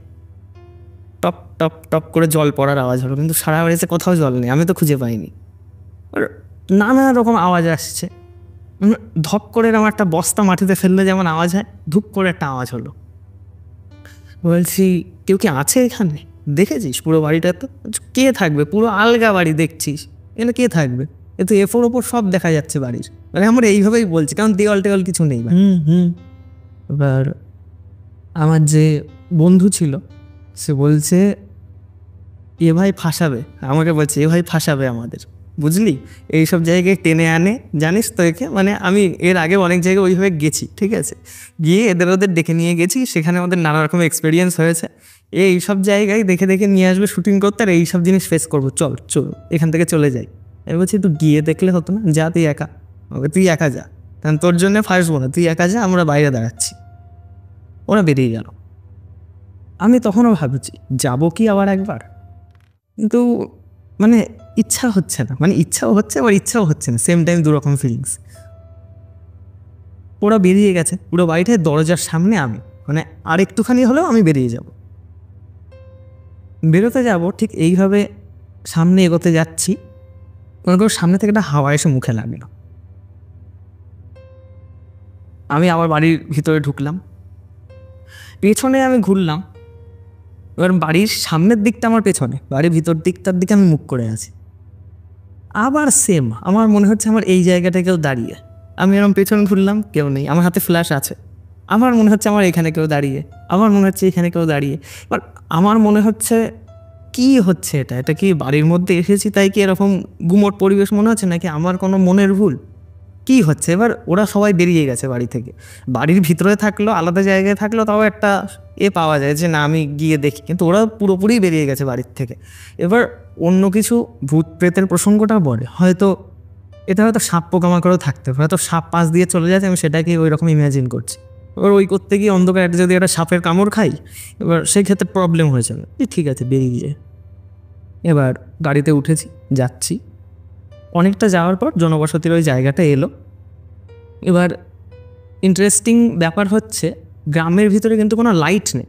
আমি জানি না কেন ওরা লাইট সেইভাবে লাগায়নি, ঠিক আছে। এখন আচ্ছা, লাইট ফাইট লাগিয়েছে, তখন লাইটের ব্যবস্থা ছিল না এবং ইলেকট্রিসিটি ওখানে সেভাবে ছিল না। প্রথম কয়েকটা ঘরে ছিল, লাস্টের কয়েকটা ঘরে ওরা হয়তো আর্থিক সমস্যার কারণেই হয়তো নিতে পারেনি, সেই জন্য হয়তো ছিল না। এবং ওই যে বৃদ্ধ ভদ্রটা, উনি দেখছি তখন বসে আছে রাস্তার ধারে, একটা কাঠের যে গোল টুলগুলো হয় ওগুলো নিয়ে উনি বসে আছেন এবং সম্ভবত উনি ধূমপান করছিলেন কিছু একটা। তো ওখান থেকে যেতে যেতে ওনার মুখ তুলে তাকালেন। এবার আমার এইটা একটা ব্যাপার হচ্ছে, যদি কারোর সাথে একবার কথা হয় তাকে দেখলে আমি একটু হাই হ্যালো করা টাইপের করি, ঠিক আছে, মানে এগুলো একটু ভদ্রতার খাতিরে করতেই হয়। আমি বলছি, দাদু ভালো আছো, এভাবে বলে আমি যাচ্ছি। বলছি দাঁড়া দাঁড়া, আমাকে ডাকলো। আমি বাইকটা আমার, কোথায় গেছিলি ওদিকে? বলছে তোমাকে বললাম না আগের দিন এসে যে ওখানে শ্যুট করবো। শ্যুট করবি ভালো কথা, তুই সন্ধ্যাবেলায় ওখানে গেছিলি? হ্যাঁ। কী বলিস, ওটা শ্মশান? আমি তোকে আগের দিন বললাম তুই শ্মশানে সন্ধ্যাবেলায় গেছিলি? বলছি হ্যাঁ, ওখানে গেলাম, শুটিং করলাম, আনন্দ করলাম, খাওয়া দাওয়া করলাম। তো ওখানে বসে খাওয়া দাওয়া করেছিস? হ্যাঁ, আমি বাড়িটাতে। এরকম করে হাত দিচ্ছে। ভগবান, কাদের পাঠিয়েছো তুমি? এইভাবে বলছে। আমি বলছি না না অসুবিধা নেই, আমরা নোংরা করিনি। আচ্ছা, নোংরার ব্যাপার না, তুই একটা শ্মশানের মধ্যে একটা বাড়ি যেটা এত বছর ধরে বন্ধ পড়ে আছে, তুই গিয়ে সেখানে খাওয়া দাওয়াও করলি, সমস্যা আছে? আমার তো সমস্যা আছে। যাই হোক, আমি চলে আসলাম। ঠিক আছে, কী আর বৃদ্ধ মানুষ বলছে, কী আর তর্ক করবো, ঠিক আছে, বেশি বললেও বুঝবে না ওর থেকে, ঠিক আছে যা বলছে শুনে যায়। স্টার্ট দিচ্ছি, ওনাকে বললেন শোন, পাশে আসলো, কোনো সমস্যায় পড়লে এখানে আসিস, তো যদি কোনো সমস্যা হয় ওকে, তুই আমার কাছে আসিস। আমি মুখ তুলে তাকালাম, বলে রাখলাম দরকার হবে তোর। ওই বৃদ্ধ মানুষ তোমাকে বলছে? এই কনফিডেন্সটা নিয়ে আমাকে বলছে বলে রাখলাম দরকার হবে তোর। বলছে আচ্ছা ঠিক আছে বলে আমি চলে আসছি। আমার পেছনে যে বসেছিল, সে এইসব গ্রামের লোকজনরা যে কি ভাবে, নিজেদের ভাবে যে এরাই মনে হয় সব থেকে বড় সাধু তান্ত্রিক, এনাদের কাছে সব পাওয়ার আছে। আর আমরা মনে হয় শহরের দিকে থাকি, আমাদের মনে হয় আমাদের মতো ভীতু লোক মনে হয় আর নেই, ঠিক আছে, এটা কি না কি ভাবি নিজেদেরকে। এবার ওই জায়গা থেকে মেন রোড আসতে প্রায় 10-15 মিনিট লাগে। একে ওকে নিয়ে পিএনপিসি চলছে, বন্ধুবান্ধবরা যেমন করে আর কি, করতে করতে আমার হুট করে মনে হচ্ছে মাথাটা আমার খুব ভার হয়ে আসছে। মাথাটা মানে ধরো একটা হেলমেট পরে আছে তুমি অনেকক্ষণ ধরে, আর হেলমেটটা খুব ভার। আমি তো হেলমেট পরেই আছি, কিন্তু হেলমেটটা কিন্তু অতটা ভার লাগে না। একটা লোহার হেলমেট যদি মাথায় পরা হয় এক্স্যাক্টলি অতটা ভার লাগবে। হেলমেটটা আমি খুলে রাখলো, রেখে আবার চালাচ্ছি এক জায়গায় দাঁড়িয়ে, হেলমেটটা খুলে বাইকের সাইডে দিয়ে নর্মাল আবার চালাচ্ছি। স্টিল হেলমেটটা তো খুলে ফেলেছি, বাট মাথা ভারটা আমার 1%ও কমেনি। মাথাটা যন্ত্রণা, হালকা টিস টিস টিস টিস করছে এবং মাথাটা খুব ভার। ওদের কিছু বলছি না, রাস্তার ধারে উঠেছি, উঠে বলছি ভাই একটু দাঁড়াই, এখানে একটু দাঁড়াই, একটু চা কফি খাই, তারপর যে আমার মাথাটা খুব ব্যথা করছে, যন্ত্রণা হচ্ছে, মাথা খুব ভার। আমার পেছনে বলছে আরে আমারও তো সেম লাগছে। ওর পেছনে যে বাইকে ছিল, আরে আমারও তো সেম হচ্ছে, মাথা যন্ত্রণা করছে সবার। আমি বলছি তোদের সবারও কি সেম হচ্ছে? আমাদের সবারই সেম হচ্ছে। আমি বলছি সবার একই রকম জিনিস কীভাবে হতে পারে, নাকি মজা করছিস খাবি তাই? সে বল আমি এমনি খাওয়াচ্ছি, ফান করার দরকার। সিরিয়াসলি বলছি ভাই আমারও হচ্ছে। ঠিক আছে, আমি অতটা পাত্তা দিই না, হয়তো অনেকক্ষণ ধরে কাজ করার ফলে হচ্ছে। ক্যামেরা লাইট এই সব কিছুর মাঝে থাকলে এটা ন্যাচারালি। এবার খেয়ে দিয়ে নর্মালি বাড়িতে এসেছি এবং রাত্রে আমার মাথা যন্ত্রণাটা খুব বেড়েছে। সন্ধ্যেবেলায় এসে আমি কাজবাজ করে, আমার কিছু স্কুলের কাজ ছিল, সেই সময় স্কুলে পড়তাম, স্কুলের কাজ ছিল, সেগুলো কমপ্লিট করেছি এবং করে শুয়ে পড়েছি। এবার আমার মাথাটা খুব যন্ত্রণা হচ্ছে রাত্রেবেলা। এবার মানে খুব একটা রাতও হয়নি, আমি একটু তাড়াতাড়ি শুয়ে পড়েছিলাম। আমার বন্ধুকে বললাম যে ফোন করে, আমার পাশেই বাড়ি, এবং দেখো 10টা-11টা বেজেছে, কিন্তু ওই লোকালিটিতে কিছু একটা ইভেন্ট ছিল, সেই জন্যে দোকান খোলা নেই কোনো। এবার আমি ওষুধ কিছুই পাবো না, তো আমি ওকে ফোন করে বললাম ভাই তোর বাড়িতে প্যারাসিটামল, স্যারিডন রিলেটেড কিছু আছে, আমার মাথা না খুব বেড়েছে যন্ত্রণাটা। বলছে আমারও তো সেম হচ্ছে, আমি ওষুধ খুঁজে পাচ্ছি না, তোকে কি বলবো? বলছে তুইও পাচ্ছিস না? যে ওদেরকেও ফোন করলাম, ওদেরও একই হাল, কী হলো সবার কে জানে। ঠিক আছে, কী আর করা যাবে, শুয়ে পড়েছি, ঘুমিয়েও পড়েছি। এবার আমি সকালে করে মর্নিং ওয়াকে যেতাম। দেখো, এটাকে স্পেসিফিকভাবে মর্নিং ওয়াকও বলা চলে, এটা জগিং বা সকালে উঠে ফুটবল খেলা এইরকম গোছের কিছু, ঠিক আছে। তো 4টে 4:30টার দিকে ঘুম থেকে উঠি, আমার বন্ধু আমার বাড়িতে আসে, একসঙ্গে যাই, মানে ওই যে আমার পাশের বাড়ি। তো ও এসে বলছে চল ভাই ছাদে। কেন? বাইরে চল, ছাদে কী করতে যাবো এত ভোরবেলাতে? হচ্ছে তো একটা কথা আছে, তোর মা বাবা শুনতে পারে, পাশের ঘরেই থাকে, তো আমার বলার আছে। এবং ওর চোখ মুখ দেখে মনে হচ্ছে কিছু একটা দেখে ও ভয় পেয়ে আছে। আমার হাতটা এইভাবে ধরে রয়েছে, হাতটা এমন কাঁপছে ওর। হ্যাঁ চল না ভাই উপরে যাই। চল, উপরে গেছি, একটু জল হবে? হ্যাঁ হবে, তুই যা, আমি যাচ্ছি। ও উপরে ওর মতো চলে গেছে, জল নিয়ে গিয়ে বসেছে। আমাকে বলছে আমার সঙ্গে একটা ব্যাপার হয়েছে। যে কী হয়েছে?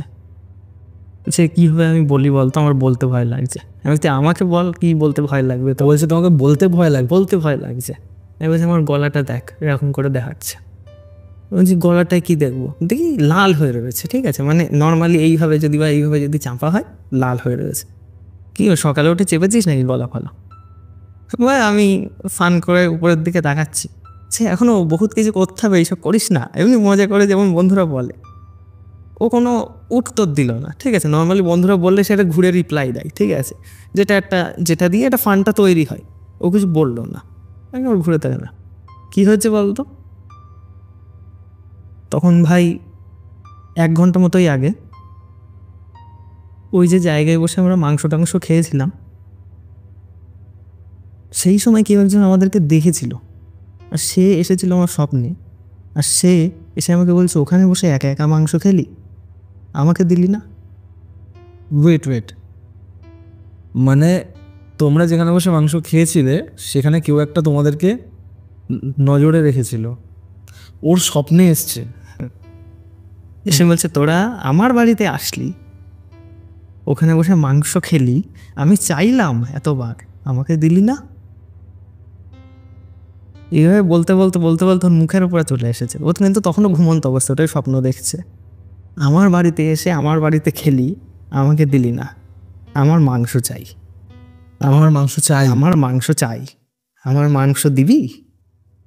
ও চুপচাপ আছে, বল দিবি কি না, দিবি বলে গলাটা এইভাবে চেপে ধরেছে, বল দিবি কি না। তখন রেগে রেগে বলছি বল দিবি কি না, বলতে বলতে গলাটা ওর এত জোরে চেপে ধরেছে, অ্যাকচুয়ালি ওর যখন ঘুম ভেঙেছে তখন ওর গলায় ব্যথা হচ্ছে। ও উঠে আয়নার সামনে গিয়ে দেখে ওর সত্যি ওর গলায় দাগ, ঠিক আছে। ও বলছে আমি কি নিজে ওইভাবে স্বপ্নে নিজের গলা নিজে চেপেছি না কি করেছি, আমি তো বুঝতে পারছি না।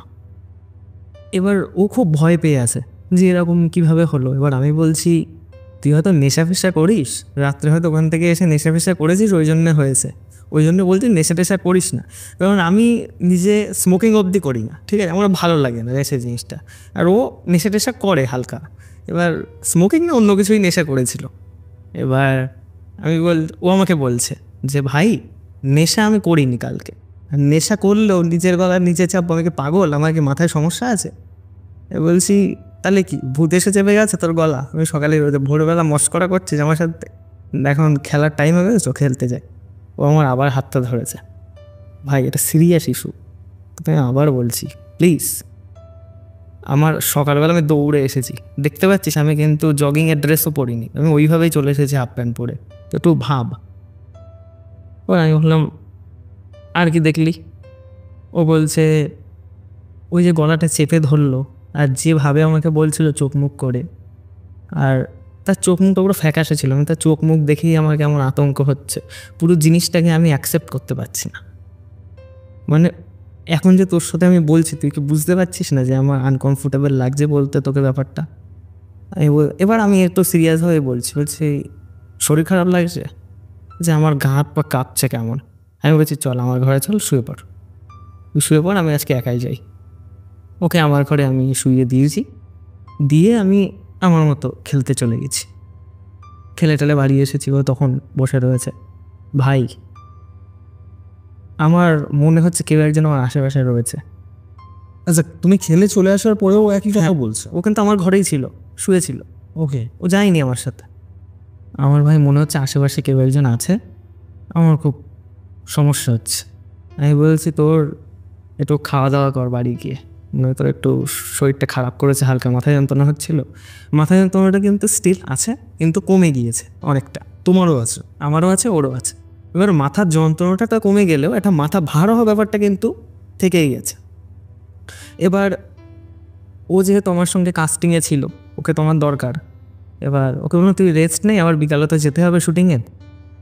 ও বলছে আমি তোর এখানে থাকি। থাক, তোর ইচ্ছে হলে তুই থাকবি, তাতে আর সমস্যা কি। আমার ওখানে থাকলো, এবং যারা কাস্টিংয়ে কাজ করতো তাদেরও সেম মাথা ভার হওয়াটা আছে। এবং কাজ টাজ করে আসার পর ভিডিওটাও আপলোড হলো। এইবার একটা অন্যরকম জিনিস শুরু হয়েছে। সেটা হচ্ছে, সেই জিনিসটা আমি ফার্স্ট নোটিস করি, সেটা হচ্ছে আমি যেটাই করতাম সেটাতেই না আমার একটা অন্যরকম সাকসেস পেতাম আমি। যেটা তোমাকে এসেও আমি বলছিলাম, আমার চ্যানেলের ব্যাপারটা, চ্যানেলটা কিন্তু ওই টাইমে গ্রো করছিল, ঠিক আছে? মানে 3 month 4 মান্থের মধ্যে 50K হিট করে ফেলা একটা ম্যাসিভ ব্যাপার। এবার তার মাঝখানে আমি বিজনেস রান করতাম, ওটা টি শার্টের বিজনেস ছিল, প্রিন্টেড টি শার্ট তখন খুব চলতো, সেই বিজনেস ছিল। প্লাস আমার একটা মোবাইলের বিজনেস ছিল, সেকেন্ড হ্যান্ড মোবাইলের বিজনেস। তো সবগুলো না বুম পিরিয়ডে ছিল। আমার পড়াশুনো, এটা ওটা, মানে সমস্ত কিছু, আর্ট, ক্রিয়েটিভিটি, লোকে যেই দেখতো আমাকে বলতো ছেলেটা সোনার টুকরো ছেলে, ঠিক আছে? যাই টাচ করে সেটাই শোনা হয়ে যায়।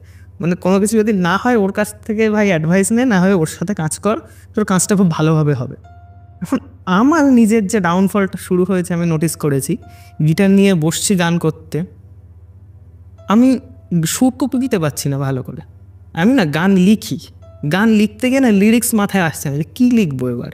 সুর করতে গিয়ে সুর আমার মাথায় আসছে না, মানে পারফেক্টভাবে আমি করতে পারছি না। একটা গান যে করে শান্তি পাবো সেটা পাচ্ছি না। সে হয়তো আমার দিন নেই আজকে, এটা কখনো হয়নি, বাট হয়তো আমার দিন নেই। এবং সবথেকে ইন্টারেস্টিং ব্যাপার, আমি কিন্তু লেজি না একটু, আমি খুব ছটফটে টাইপ, আমি প্রচুর কাজ করতে ভালোবাসি। বাট ওই টাইমটার পরে আমার সকালে ঘুম থেকে উঠতে ইচ্ছা হতো না। ওকে ওকে। আমার দুপুরবেলা যে খাবার খেলে, আমি আবার খাবার খাওয়ার একটা ফুডি টাইপের পার্সন, আমার খাবার খেতে ভালো লাগে, মানে বেশি খেতে পারি না, অল্পই খাই, কিন্তু খাবার এনজয় করে খাই খুব। কিন্তু বাড়ি ভালো মন্দ সব রান্না হচ্ছে, আমার কোনোটাই মুখে লাগছে না, খেয়ে শান্তি পাচ্ছি না, জল খেতেও আমার ভালো লাগছে না। মানে সেই টাইমে এবার এটা একটা খুব বড় জিনিস যেটা আমি নোটিস করি, যেটার জন্য, সেটা হচ্ছে টিউশন সেন্টার থেকে সবসময় বাড়িতে এই কারণেই কল আসতো যে তোমার ছেলে খুব ভালো পড়াশুনো করে, ওর থেকে ভালো স্টুডেন্ট আমার টিউশন সেন্টারে একটাও নেই। মানে ওকে যদি আমি মানে সিলেবাসও না বলি, সিলেবাস না বলে ওর এক্সাম নিই, তাও মনে টপ করে যাবে। সেই টিউশন সেন্টার থেকে আমার বাড়িতে ফোন করে বলছে তোমার ছেলে পড়তে আসে না কেন, লাস্ট 2টো টেস্ট হয়েছে ওখানে পাস করতে পারিনি কেন, কি হয়েছে, কি ওর বাড়ি কোনো সমস্যা আছে? আমাকে বলছে কী ব্যাপার, কী হয়েছে তোর? বলছি কই কিছু হয়নি তো, তুই কি পড়ছিস না ভালো করে? এবার আমি যেটা বললাম, আমি একটু ছোটোখাটো বদমাইশি করি, এটা ওটা করি, সব কিছুই আমার অ্যাকসেপ্ট করে নিত বাড়ি থেকে। কেন? কারণ আমি পড়াশোনাটা ভালো করতাম। সেই টাইমে সেই জিনিসটা একটু ঘা লেগেছে। এবার আমার বাড়িতে বলছে তুই এইসব জিনিসের চক্করে পড়াশোনাটার 12 বাজিয়ে ফেললি, এটা ওটা। এবার চাপগুলো যখন একসাথে আসছে, আমি বুঝতে পারছি যে এটা অ্যাকচুয়ালি একটা লেজি ডাউনফল লাইফে। আর এই ডাউনফলটা স্টার্ট হয়েছে ওই জায়গা থেকে, ওই শুটিংটা করার পর থেকে একটা ডাউনফল চলছে। যেখানে আমার সাথে এমন হতো আমি কিছু করলেই সেটা উপরের দিকে উঠেছে, তো এখন আমি কিছু করলেই সেটা নিচের দিকে নেমে যাচ্ছে। ওকে। এবার স্কুল থেকে, স্কুলেও আমাকে সবাই ভালোবাসতো এটা ওটার জন্যে। এবার স্কুলেও বলছে তুই পড়াশুনো করছিস না, খেলা হয় স্কুলে তুই নাম দিচ্ছিস না, কী ব্যাপার? কারণ তুই তো খেলতে খুব ভালোবাসিস, তুই এত সুন্দর ব্যাট করিস। মেনলি ক্রিকেটের জন্য স্কুলে আমার খুব নাম ছিল, আমি বাঁ হাতে ব্যাট করতাম একমাত্র স্কুলে আমি, তো ওই জন্যে, হ্যাঁ, তো ওই জন্যে ও। আর সবথেকে বড়ো কথা, যখন খেলতাম আমাদের ওখানে খেলা হতো ক্রিকেটের, তো মানে ক্যাপ্টেন এমন মানুষকেই নিত, ক্যাপ্টেনের টাকাটা একটু বেশি হতো যদি খেলা যেভাবে নেয় প্লেয়ারদের, তো ক্যাপ্টেনকে টাকা দিয়ে ওরা খেলাতে নিয়ে যেত। তা আমি ক্যাপ্টেন হিসেবে খেলতাম, আমি বাঁ হাতে ব্যাট করতাম, যদিও খুব কম জায়গায় খেলার চান্স পেয়েছি, কারণ ডান হাতি ব্যাটসম্যানদেরই সবাই নিত, বাঁ হাতের দিন নিত না। তো বাঁ হাতি হিসেবে আমার খুব ভালো নামও ছিল স্কুলে। কতবার খেলতে বলেছে, আমি বলছি না আমি খেলবো না। এবার প্রথম দিন কী মনে হয়েছে, যাই একবার খেলি। আমি আমার লাইফে কখনো আমি ডাকে আউট হইনি, প্রথম বলেই আউট, তো স্টাম্প ফিট, আচ্ছা, আমি বল আমার ওইটা আমার পুরো মন ভেঙে গেছে, কারণ ক্রিকেটের সঙ্গে না ছেলেদের একটা আলাদা ইমোশন জুড়ে থাকে, তুমি জানো। এবার কত রকম শট মেরে মেরে আমি অভ্যস্ত, এত না আমার প্রথম বলেই আমাকে আউট, আর সেই সিচুয়েশানে যখন আমার ডাউনফল চলছে। এবার ওই জিনিসটাকে আমি আরও গভীরভাবে নিয়েছি, সব কিছু আমার বিজনেসটা পুরো শেষ সেই টাইমে। টি শার্টের বিজনেস চলছিল, এবার টি শার্টের একটা টি শার্টও আর লাস্ট 2 সপ্তাহের মধ্যে বিক্রি হয়নি, যেখানে আমার দিনে 4-5টা করে সেল হতো। ঠিক আছে, আমার আমার মোবাইলের বিজনেস চলছিল। মোবাইলের বিজনেসে কি হলো, একটা মোবাইল খারাপ বেরোলো, করতে করতে যাদের কাছ থেকে নিতাম 2-4 জন টাকাও দিল না, করতে করতে আমার 2টো বিজনেস শেষ। এর মাঝখানে একটা নতুন বিজনেস শুরু করবো ভাবছিলাম, সেটা টাকাও এতে ওতে খরচা হয়ে গেছে। মানে এমন একটা সিচুয়েশানে এসে দাঁড়িয়েছি, আপার লেভেল থেকে ডাউন লেভেলেও যায়নি, মিডিয়াম। আর এই জিনিসটা যদি আরও কিছু দূর যায়, 1-2 মাস যদি এটা এক্সটেন্ড হয়, তাহলে মনে করো আমার অবস্থা শেষ। এতদিন ধরে আমি যা নিজের একটা আইডেন্টিটি বানিয়েছি সেটাই আমি শেষ করে ফেলবো। তখন যে ইমেজটা মার্কেটে আছে যে ও সোনার টুকরো ছেলে, সেটা থাকবে না, এবং সোসাইটিতে একটা আলাদা রকম ইমেজ ওরা দেখে, তো সেই ইমেজটা আমি আর রাখতে পারবো না, সেই লেভেলটাই আমার আর থাকবে না। তো মেন্টালি এবার আমি খুব ভেঙে পড়েছি, ওটাই মানসিকভাবে একটু ক্ষতিগ্রস্ত হয়েছি। তার মাঝখানে আমার যে বন্ধু আমার বাড়ির পাশে, ওরও কিছু হয়েছে, শুধুমাত্র যে আমার হয়েছে তা কিন্তু না। ওর কি হয়েছে, শারীরিকভাবে ডাউনফল শুরু হয়েছে। কি, ওর বমি হচ্ছে, ওর পটি হচ্ছে, মানে এত পরিমাণ হচ্ছে। আর শরীরটা ও একটু নাদুস নুদুস টাইপের ছেলে, গোলগাল টাইপের ছেলে, কিন্তু এই যে 9 দিন 10 দিনের পিরিয়ডে ও একদম রোগা হয়ে গেছে। তুমি তোমার যে ফেজটার কথা বললে, এটা 9-10 দিনের মধ্যে হয়ে গেছে এরকম? হ্যাঁ, 9-10 দিনের মধ্যে এই ডাউনফলটা চলছে। আমার বিজনেস মেনলি হচ্ছে বিজনেসটা এমনভাবে নষ্ট হয়ে গেছে, এটা আমার কাছে এখনও একটা প্রশ্ন যে এই অল্প টাইমের মধ্যে বিজনেসটা আমার গেল কী করে। আর সবথেকে বড় কথা, আমি যে বিজনেসগুলো করি, ঠিক আছে, সেগুলোতে পুরোপুরি আমি ইনভেস্ট করবো কি করবো, স্টুডেন্ট তখন। সেখানে ধরো কেউ একজন সেল করছে, তার সঙ্গে টাই আপ করে কাজ করছি, তো এখানে আমার 1 উইকের মধ্যে এই কাজটাকে করে দিতে হবে, না তো সে লস খাবে। আর সে লস খেলে আমাকে সে কেন করাবে ব্যবসাটা? তো সেইটা যখন ক্ষতিগ্রস্ত হচ্ছে, তার সঙ্গে তো আমার বিজনেস ডিলটা নষ্ট হয়ে যাচ্ছে, তার মানে আমার ব্যবসাটা গেল পুরোপুরি। এবার তার মাঝখানে পড়াশোনাটা আমার একমাত্র আইডেন্টিটি বলতে গেলে, পড়াশোনাটাই সব থেকে বড় ফোকাস। তুমি গিটার বাজাও, তুমি ভালো লেখো, তুমি গান বানাও, যাই বানাও, কিন্তু তোমার পড়াশোনাটা তোমার আইডেন্টিটি একজন স্টুডেন্ট হিসেবে ওই বয়সে, সেটাই আমি নষ্ট করে ফেলছি। এবং ওই টাইমটাতে এমন একটা সিচুয়েশান আমার এসে গেছিলো, আমার মনে হচ্ছে কী করছে, আমার মনে হয় সব শেষ এখান থেকে, আর মনে হয় আমি কামব্যাক করতে পারবো না, এটা আমার মাথায় আসছে। কিন্তু আমি এমন একটা ছেলে, এটা আমি সবসময়, মানে আমার লাইফে হেরে যাওয়া বলে কিছু নেই। আমি হয় শিখি, নাই চেষ্টা করি, নাই আমি জিতি। আমি ওই হার বলে কোনো শব্দ আমার লাইফে আমি অ্যাকসেপ্ট করি না, ঠিক আছে। কিন্তু ওই টাইমটাতে আমার এটা নিজেকে বোঝাতে চাইছি না, তাও মনে হচ্ছে আমি হয়তো হেরে যাচ্ছি, আর এইভাবে চলতে থাকলে আমি হেরে যাব। আর আমার কাছে হেরে যাওয়া ডেসক্রিপশানটা একটু আলাদা, ঠিক আছে, বুঝতেই পারছো। তো আমি কি করব বুঝে উঠতে পারছি না, ওইভাবে বাড়িতে বসে আছি। আমার বন্ধু আবার এসেছে এতদিন পরে, ওকে দেখে আর চিনতে পারছি না, অন্য কেউ হয়তো এসেছে দেখা টাকা করতে। অনেকে চিনতে পারছো না? চিনতেই পারছি না, চোখ টোক ভিতরে ঢুকে গেছে, চুল টুলগুলো উস্কো ফুস্কো, হাতের শিরা ফিরা সব বেরিয়ে গেছে, আর রোগা হয়ে গেছে। এসে নিচের থেকে হাত নাচছে, কে ওটা? আর এক চান্সে মোটা ছেলে, রোগা হয়ে গেছে, আমি বুঝতে পারছি না যে নর্মাল হয়তো কোনো কাজ টাজের জন্য এসেছে, আমি অনেক কাজই করতাম তখন। আমি ফার্স্টে থেকে ভেবেছি হয়তো কোনো শো টোয়ের জন্য এসেছে। ঠিক আছে, দরজা খুলে বলছে, ওই তুই এই অবস্থা কেন তোর 9 দিনের ভিতরে? বেশি কনসিস্টেন্টভাবে ওই জিনিসটা আমার চলছে, আর আমার সামনে বসে আছে একটা ইয়াং ছিল, ওর হাত ফাত এইভাবে কাঁপছে, আমার সামনে বসে আছে এইভাবে হাত ফাত কাঁপছে। আমি বলছি, তুই ভাই একটা ডক্টরের কাছে যা, তোর নিশ্চয়ই সিরিয়াস কিছু হয়েছে। ও বলছে, ভাই এক জিনিস দেখি, মাংস দে, মেরে ফেলবো, এ করবো। আর সব থেকে বড়ো জিনিস, আমি যদি মাংস খাই, মাংস আমার পেটে থাকে না, আমার বমি হয়ে মাংস উঠে যায়। এই 9 দিনের মধ্যে বাড়ি 2 দিন মাংস রান্না হয়েছে, আমি মাংস খাওয়ার পর 10 থেকে 12 বার শুধু বমি করেছি। মাংসটা যেন আমার কাছে বিষের মতো হয়ে গেছে, আমি মাংস খেতে পারছি না। আমি বলছি, কী এমন হলো তোর ওখানে গিয়ে, তুই মাংসই খেতে পারছিস না? এবার ওর সঙ্গে না আমি ফান করার মুডে নেই তখন, কারণ সকালে দেখে 9 দিন আগে যাকে থেকে আমি ফান করেছিলাম, আর আজকে চোখের সামনে যাকে দেখছি, এই মানুষটা ফান করার মতো না। তাকে দেখে আমার সিরিয়াসলি কিছু অ্যাডভাইস দিতে ইচ্ছা হচ্ছে, তার সিচুয়েশানটাই এমন। এবার আমি বলছি, তুই একটু যাবি আমার সাথে? হুট করে আমার তখন মনে পড়েছে ওই দাদুটার কথা, যে আমাকে বলছে তোর দরকার হবে, তুই আসিস। হ্যাঁ হ্যাঁ হ্যাঁ, তখন মনে পড়েছে, এতদিন মাথায় আসেনি। আমার মনে হচ্ছে উনি হয়তো কিছু বলতে পারবেন, কারণ সবসময় যে আমরাই সব কিছু জানি তা তো নয়, অনেকেই জানে, তো তার সেই অ্যাডভাইসটা নেওয়া উচিত। কখন কোনটা কাজে এসে যায় কে বলতে পারে। বললাম চল। ও বলছে আমার যাওয়ার অবস্থা নেই। আমি বলছি চল। বাইকটা বের করলাম, করে তো পিছনে, তারপরে আমি সামনে আমি চালাচ্ছি। যেতে যেতে সেদিন হুট করে মেঘলা হয়ে এসেছে আকাশ। ওয়েদারের জন্যে, আমাদের যাওয়ার জন্য হয়তো না। এবার রাস্তা দিয়ে টার্ন মারছে, ওই গ্রামের দিকে যাব। টার্ন মেরে কিছু দূর গেছি, মানে এখান থেকে অতটা গেছি, তার মাঝখানে মনে করো তোমার বাইকের তলায় এত বড় একটা ঢেলা পড়লে যেমন হয়, বাউন্স মেরে ওঠে বাইকটা, কাত হয়ে পড়ে যাওয়ার মতো, এক্স্যাক্টলি ওখানে কিছু মাটির রাস্তায় অত বড় ঢেলা কীভাবে আসবে, মনে হয় যেন বাইকটা ধরে এইভাবে হ্যাচকা টান মারলো, আর বাইকটাকে পুরো আমি ডিগবাজি খেয়ে পড়েছি। ওকে। আর আমি কিন্তু যথেষ্ট ভালো চালাই, আমি খারাপ ড্রাইভার না যে নতুন নতুন শিখছি হয়তো পড়ে গেছি, ওরকম টাইপের না, আমি ভালোই চালাই। আমার মনে হলো যে কেউ একজন দাঁড়িয়েছিল আর খুব জোরে এরকম বাইকের পেছনের স্টিয়ারিংটা ধরে এইভাবে হ্যাচকা টানটা মারার, আমি এইভাবে ডিগবাজি মেরে পড়েছি একটা সাইড করে। এবার পড়ার পরে আমার তো লেগেছে ঘাড়ে মাথায় ফাতায় প্রচুর। আমার মনে হচ্ছে ও তো এমনি অসুস্থ, ওর লেগেছে, ও মনে হয় গেছে এইবার। এবার আমি বলছি যে তুই ঠিক আছিস? ওর আর ওঠার ক্ষমতা নেই। বলছে ভাই তুই বাড়ির থেকে বের করলি করে আমাকে মারার ধান্দা করছিস, তুই আমাকে বসা, তুই একা যা, আমি যাব না। এবার ওকে নিয়ে এসেছি রাস্তার ধারে।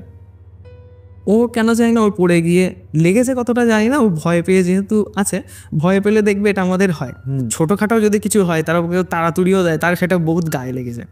তো তখন ওর মাথায় নেই যে আমি তো ওর ভালোর জন্যই ওটা নিয়ে যাচ্ছিলাম ওকে, আমি তো আমার জন্য ওখানে যাচ্ছিলাম না।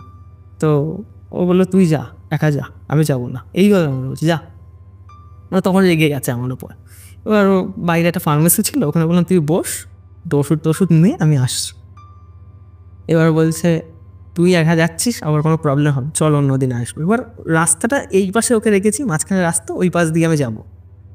এই রাস্তাটা পার হতে গিয়ে গাড়ির তলায় চাপা খাচ্ছিলাম ওর সাথে কথা বলতে গিয়ে, গাড়ি এসে একদম 4 চাকার গাড়ি এসে পিছনে বিশাল জোরে ব্রেক মেরে দাঁড়িয়ে গেছে।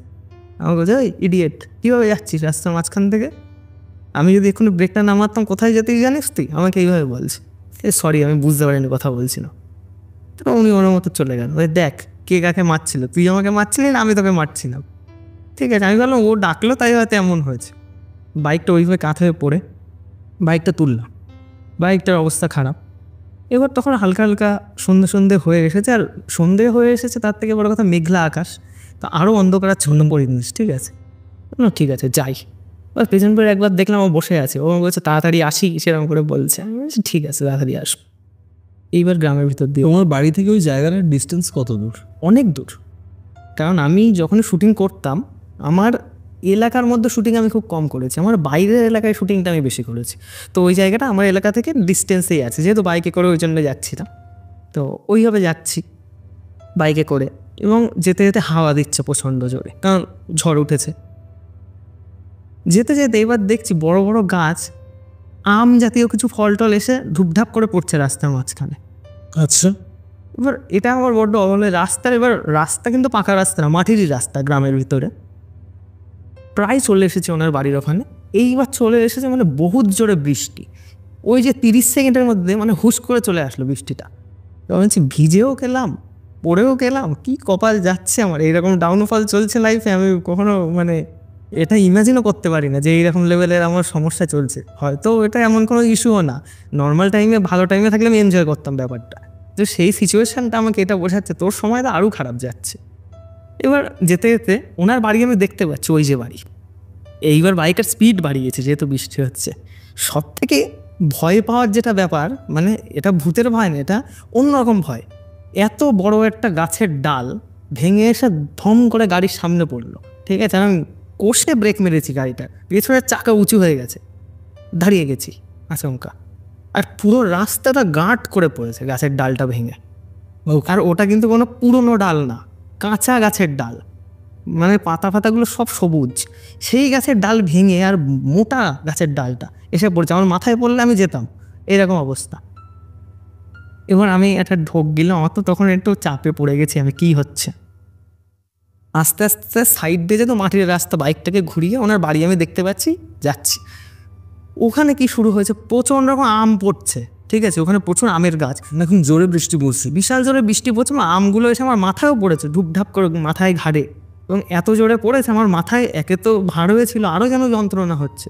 এবং আমি ওই টাইমটা এতটা ভয় পেয়ে আছি যে ভয়ও বলা চলে না, এটা কেমন একটা সিচুয়েশন হয়ে আছে আমার। আমি বাইকটাকে স্ট্যান্ডে বেরিয়েছে ঘরের ভিতরে যাবো, সেটাও আমার নেই, গাড়িটাকে ওইভাবে ফেলে দিয়েছি আমি, দিয়ে বাড়িতে গিয়ে নক করছি, দাদু দাদু বলে ডাকছি 4-5 বার। তারপর বাড়ির ভিতর থেকে অন্ধকার, পুরো বাড়ির ভিতরটা, একজন এসে বললো কি চাই। তারপর আমিও চুপ হয়ে গেলাম। উনি ভিতরে, ও তুমি তো আসবে আমি জানতাম। আমি কিন্তু ওনার মুখ দেখতে পাচ্ছি না, পুরো অন্ধকার ঘরের ভিতরে। আমি বলছি আমার বন্ধু ওখানে আছে রাস্তার ধারে, আমি একটা দরকারে এসেছি আপনার কাছে, আমার খুব একটু হেল্পের দরকার। দেখি আর কোনো আওয়াজ পাচ্ছি না ঘরের ভিতর থেকে। 1 মিনিট পরে একটা হ্যারিকেন, যেটাকে বলে হ্যারিকেন বা মাটির যে লণ্ঠন, নিয়ে উনি এইভাবে এসেছে। একে তো ওই সিচুয়েশন, ওনাকে দেখে যেন আমার আরও ভয় লাগছে। হ্যাঁ, মানে কাউকে আমি আর ট্রাস্ট করতে পারছি না সেই টাইমে। এবার গলাও শুকিয়ে গেছে, আমি কি বলবো বুঝতে পারছি না। বলছি 1 গ্লাস জল হবে, এইভাবে ঠিক বলছে, 1 গ্লাস জল হবে। বলছে হ্যাঁ হবে। মানে ওনার গলার সাউন্ডটা যেন আমাকে ভয় পাইয়ে দিচ্ছে সেই টাইমটায়।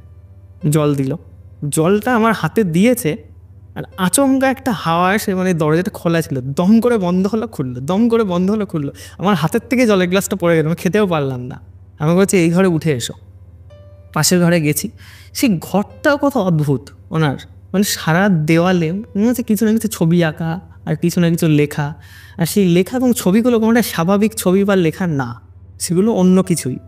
কি সেটা আমার নলেজ নেই, অত আমি বুঝতে পারছি না, অদ্ভুত অদ্ভুত ছবির লেখা। আমাকে বলছে আমি জানতাম তুমি আসবে, তো লেট হয়ে গেল, একটু আগে আসতে পারলে না।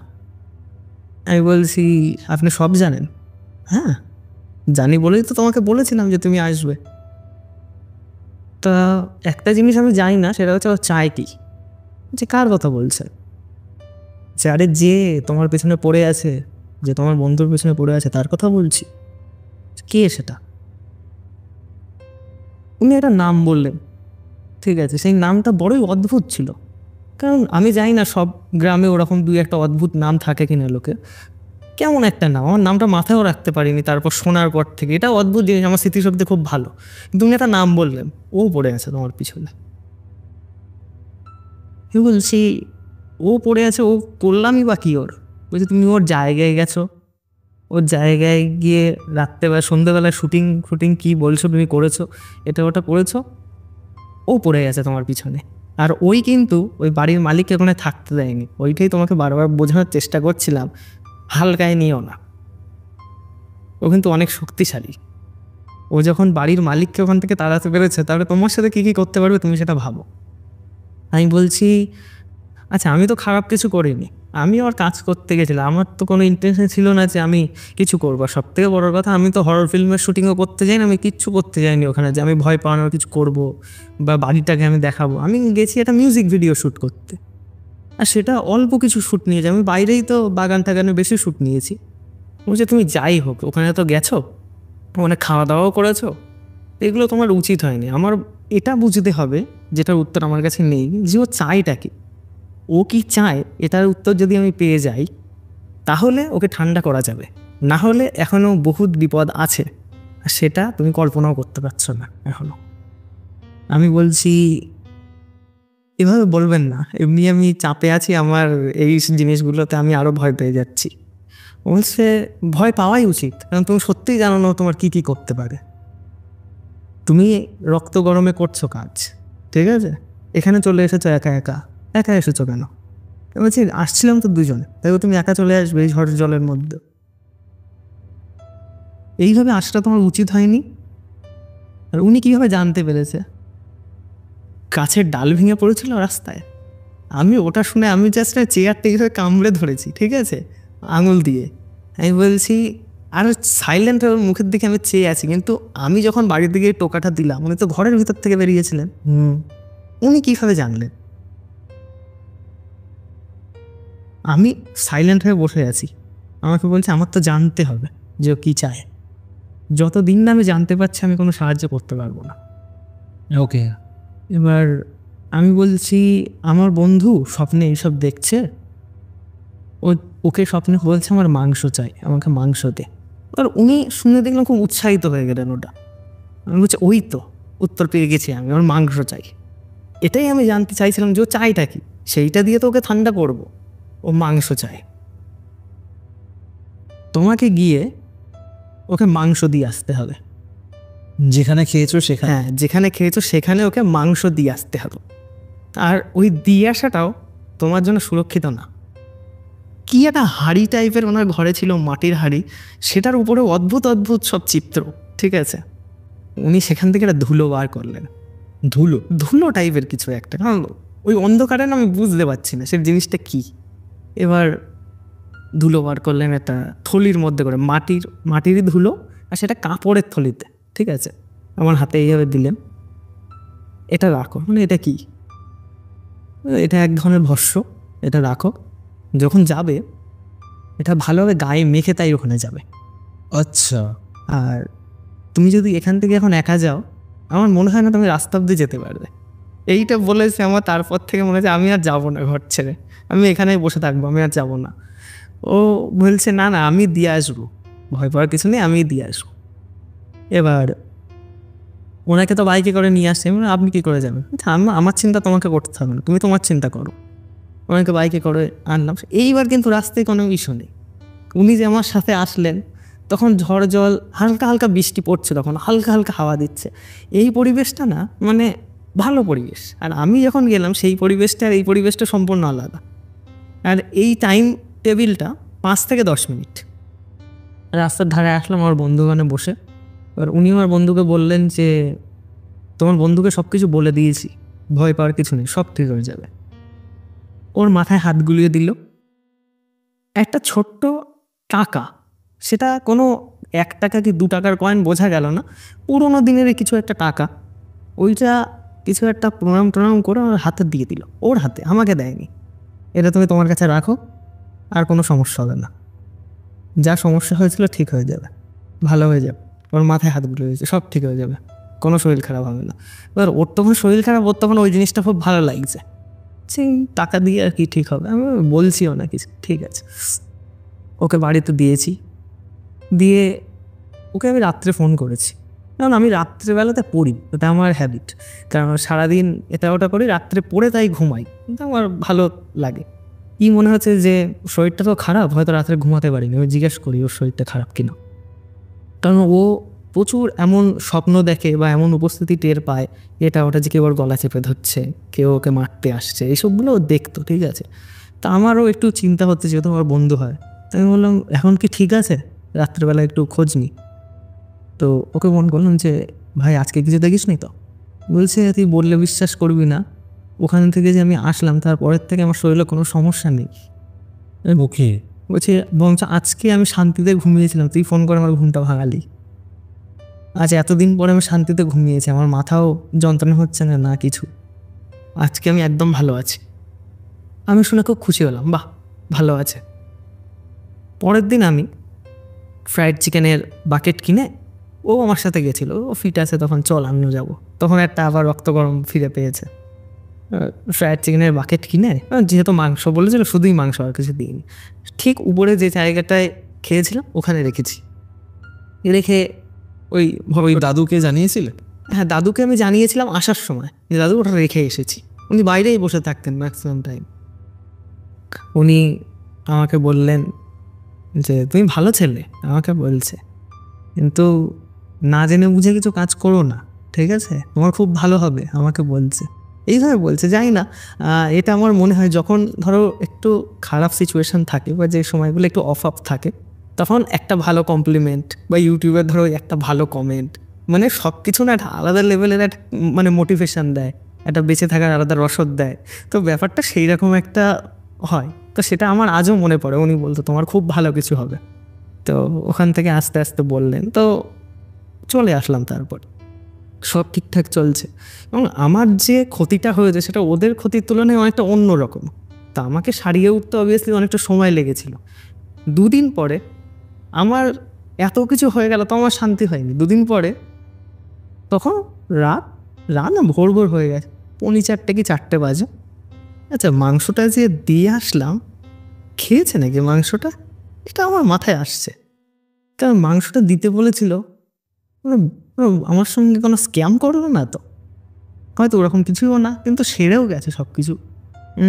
এরকম আমি ভাবছি কী করব, মাথায় বদবুদ্ধি খেলে গেছে। গিয়ে চেক করবেন? গিয়ে চেক করো। বুঝতে পেরেছি। বন্ধুকে ফোন করেছি, ভাই ওইদিকে একবার গেলে ভালো হতো, আমি বলিনি চেক করবো। বলছে তুই কি পাগল, যদি পাগল একবার ফেসে গেছিস আবার ফাঁসাবি আমাকে? আমি যাব না, তুইও যাবি না, তুই যদি যাস ওদিকে খবর আছে তোর। আমাকে বলছে দেবো একদম, আমাকে বলছে যে না যাবো না, আমি তোকে বললাম যাবো না বলে বাইকে চাবিটা নিয়ে বেরিয়েছি। এবার আমি একা যাব। ওকে। ভোরবেলা তখন বেরোতে যাচ্ছি, কিছু একটা হলো, আমার বাইকের স্টার্ট নিচ্ছে না। সকালবেলা ইন্টারেস্টিং, রাত্রেই আমি আসলাম, বাইকের স্টার্ট নিচ্ছে না। ঠিক আছে, রেখে দিলাম। নর্মাল আমার কাজ টাজ করেছি, করে দুপুর আবার যে টাইমে আমি শুটিং করতে গেছিলাম ওই 12টার পরে বাইকটাকে ঠিক করে তখন আবার যাচ্ছি ভালো রকম। তখন অনেক রকম, ওই যে লাস্ট বাড়িটা ওই দাদু, তখন উনি রান্না করছেন মাটির উনান বলে ওগুলোকে, রান্না করছেন মাটির উনানে। আমি খুব স্পিডে ওখান থেকে বেরিয়ে গেছি যাতে ওনার চোখে আমি না পড়ি, কারণ আগের দিন 2 দিন আগেই আমাকে ভালো ভালো কথা বলেছে, তুমি খুব এগিয়ে যাবে, তোমার অনেক কিছু হবে। এবার আজকে যদি আমাকে দেখে তাহলে আজকে রীতিমতো ধোলাই খাবো আমি। প্রথমত উনি আমাকে একটা ভালো সাজেশন দিয়েছেন বলে এখন ঠিকঠাক আছি। স্পিডে বেরিয়েছি খুব জোরে, গিয়ে বাড়িটার সামনে দাঁড়িয়েছি, দাঁড়িয়ে উপরে উঠে গেছি সোজা। গিয়ে দেখি যে নর্মালি ধুলো টুলো পড়ে ওই জায়গাটার বাজে অবস্থা, মানে 2 দিনের মধ্যে আবার ধুলো টুলো এসে ওই জায়গাটা করে দিয়ে গেছে। কোটোটা যে বাকেট দিয়েছে, বাকেটটাও ধুলো টুলো ভরে গেছে সব। যে ফালতু জিনিসগুলো নষ্ট করলাম, এতটা টাকা নষ্ট করা কি ঠিক হলো? গিয়ে আমি জাস্ট একদম নর্মালি একটা হাবভাব নিয়ে গিয়েছি, ওর মধ্যে যেমনভাবে যায়, এটা কনফিডেন্স, ওভার কনফিডেন্সে থাকে। গিয়ে ওর ভিতরে মুখটা বাড়িয়ে দেখেছি আর আমার ঘাটটা আর উঠছে না, মানে অ্যাকচুয়ালি ওর ভিতরে শুধু হাড়ই পড়ে আছে, ওর ভিতরে মাংস নেই। আর এটা দেখার পরে আমার ঘাড়ে আর উঠছে না, ঠিক এইভাবেই ওইভাবে তাকিয়ে আছে, আমার হাতটা থেমে গেছে ওখানে। আমি পুরো সাইলেন্ট ওখানে, পুরো বাড়ির ভিতরে। কুকুর বেড়াল খাবে না, কারণ ওরা হাড়ও চিবিয়ে খেয়ে নেবে। হ্যাঁ, কুকুর বেড়াল খেলে তো বাকেটটাও পড়ে যাবে না, বাকেটটা দাঁড় করানো স্টিল। আর আমি যেভাবে বাকেটটা রেখেছি ওখান থেকে বাকেটটা এক চুলো নড়েনি। কিন্তু ওই ফ্রাইড চিকেনের হাড়গুলো, লেগ পিস ছিল ওর মধ্যে দুটো লেগ পিসের 2টো হাড় একদম ক্লিয়ার করে খাওয়া ওর ভিতরে পড়ে আছে শুকনো হয়ে। মাংসের হাড়গুলো ওর মধ্যে প্রপারভাবে সাজিয়ে রাখা, যেমনভাবে আমরা খেয়ে রাখি বাকেটের মধ্যে তুলে। আর আমি ওইটা দেখার পর মানে কি বলবো, আমি এতটাই চুপ হয়ে গেছি, আমি কি বলবো। আর ওখানে এসে ওই দৃশ্য দেখার পরে আমি ওখান থেকে পালাবো কি করে এটাও ভাবছি, প্লাস ওই জিনিসটা কোনো ব্যাখ্যা নেই। আর সব থেকে বড়ো কথা, ও এত কিছু দেখেছে আমার বন্ধু, আমি কোনো কিছু দেখিনি।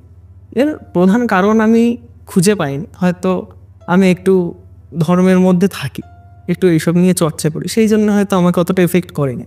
কিন্তু ও দেখেছে, ও যদি এইটা দেখতে হয়তো ও মনে করতো এটা নর্মাল ব্যাপার, কারণ আমি তো দেখেই আসছি। কিন্তু কোনো জিনিস আমি দেখিনি, যেটাই আমি দেখেছি সেটা আমার অনুমান ছিল।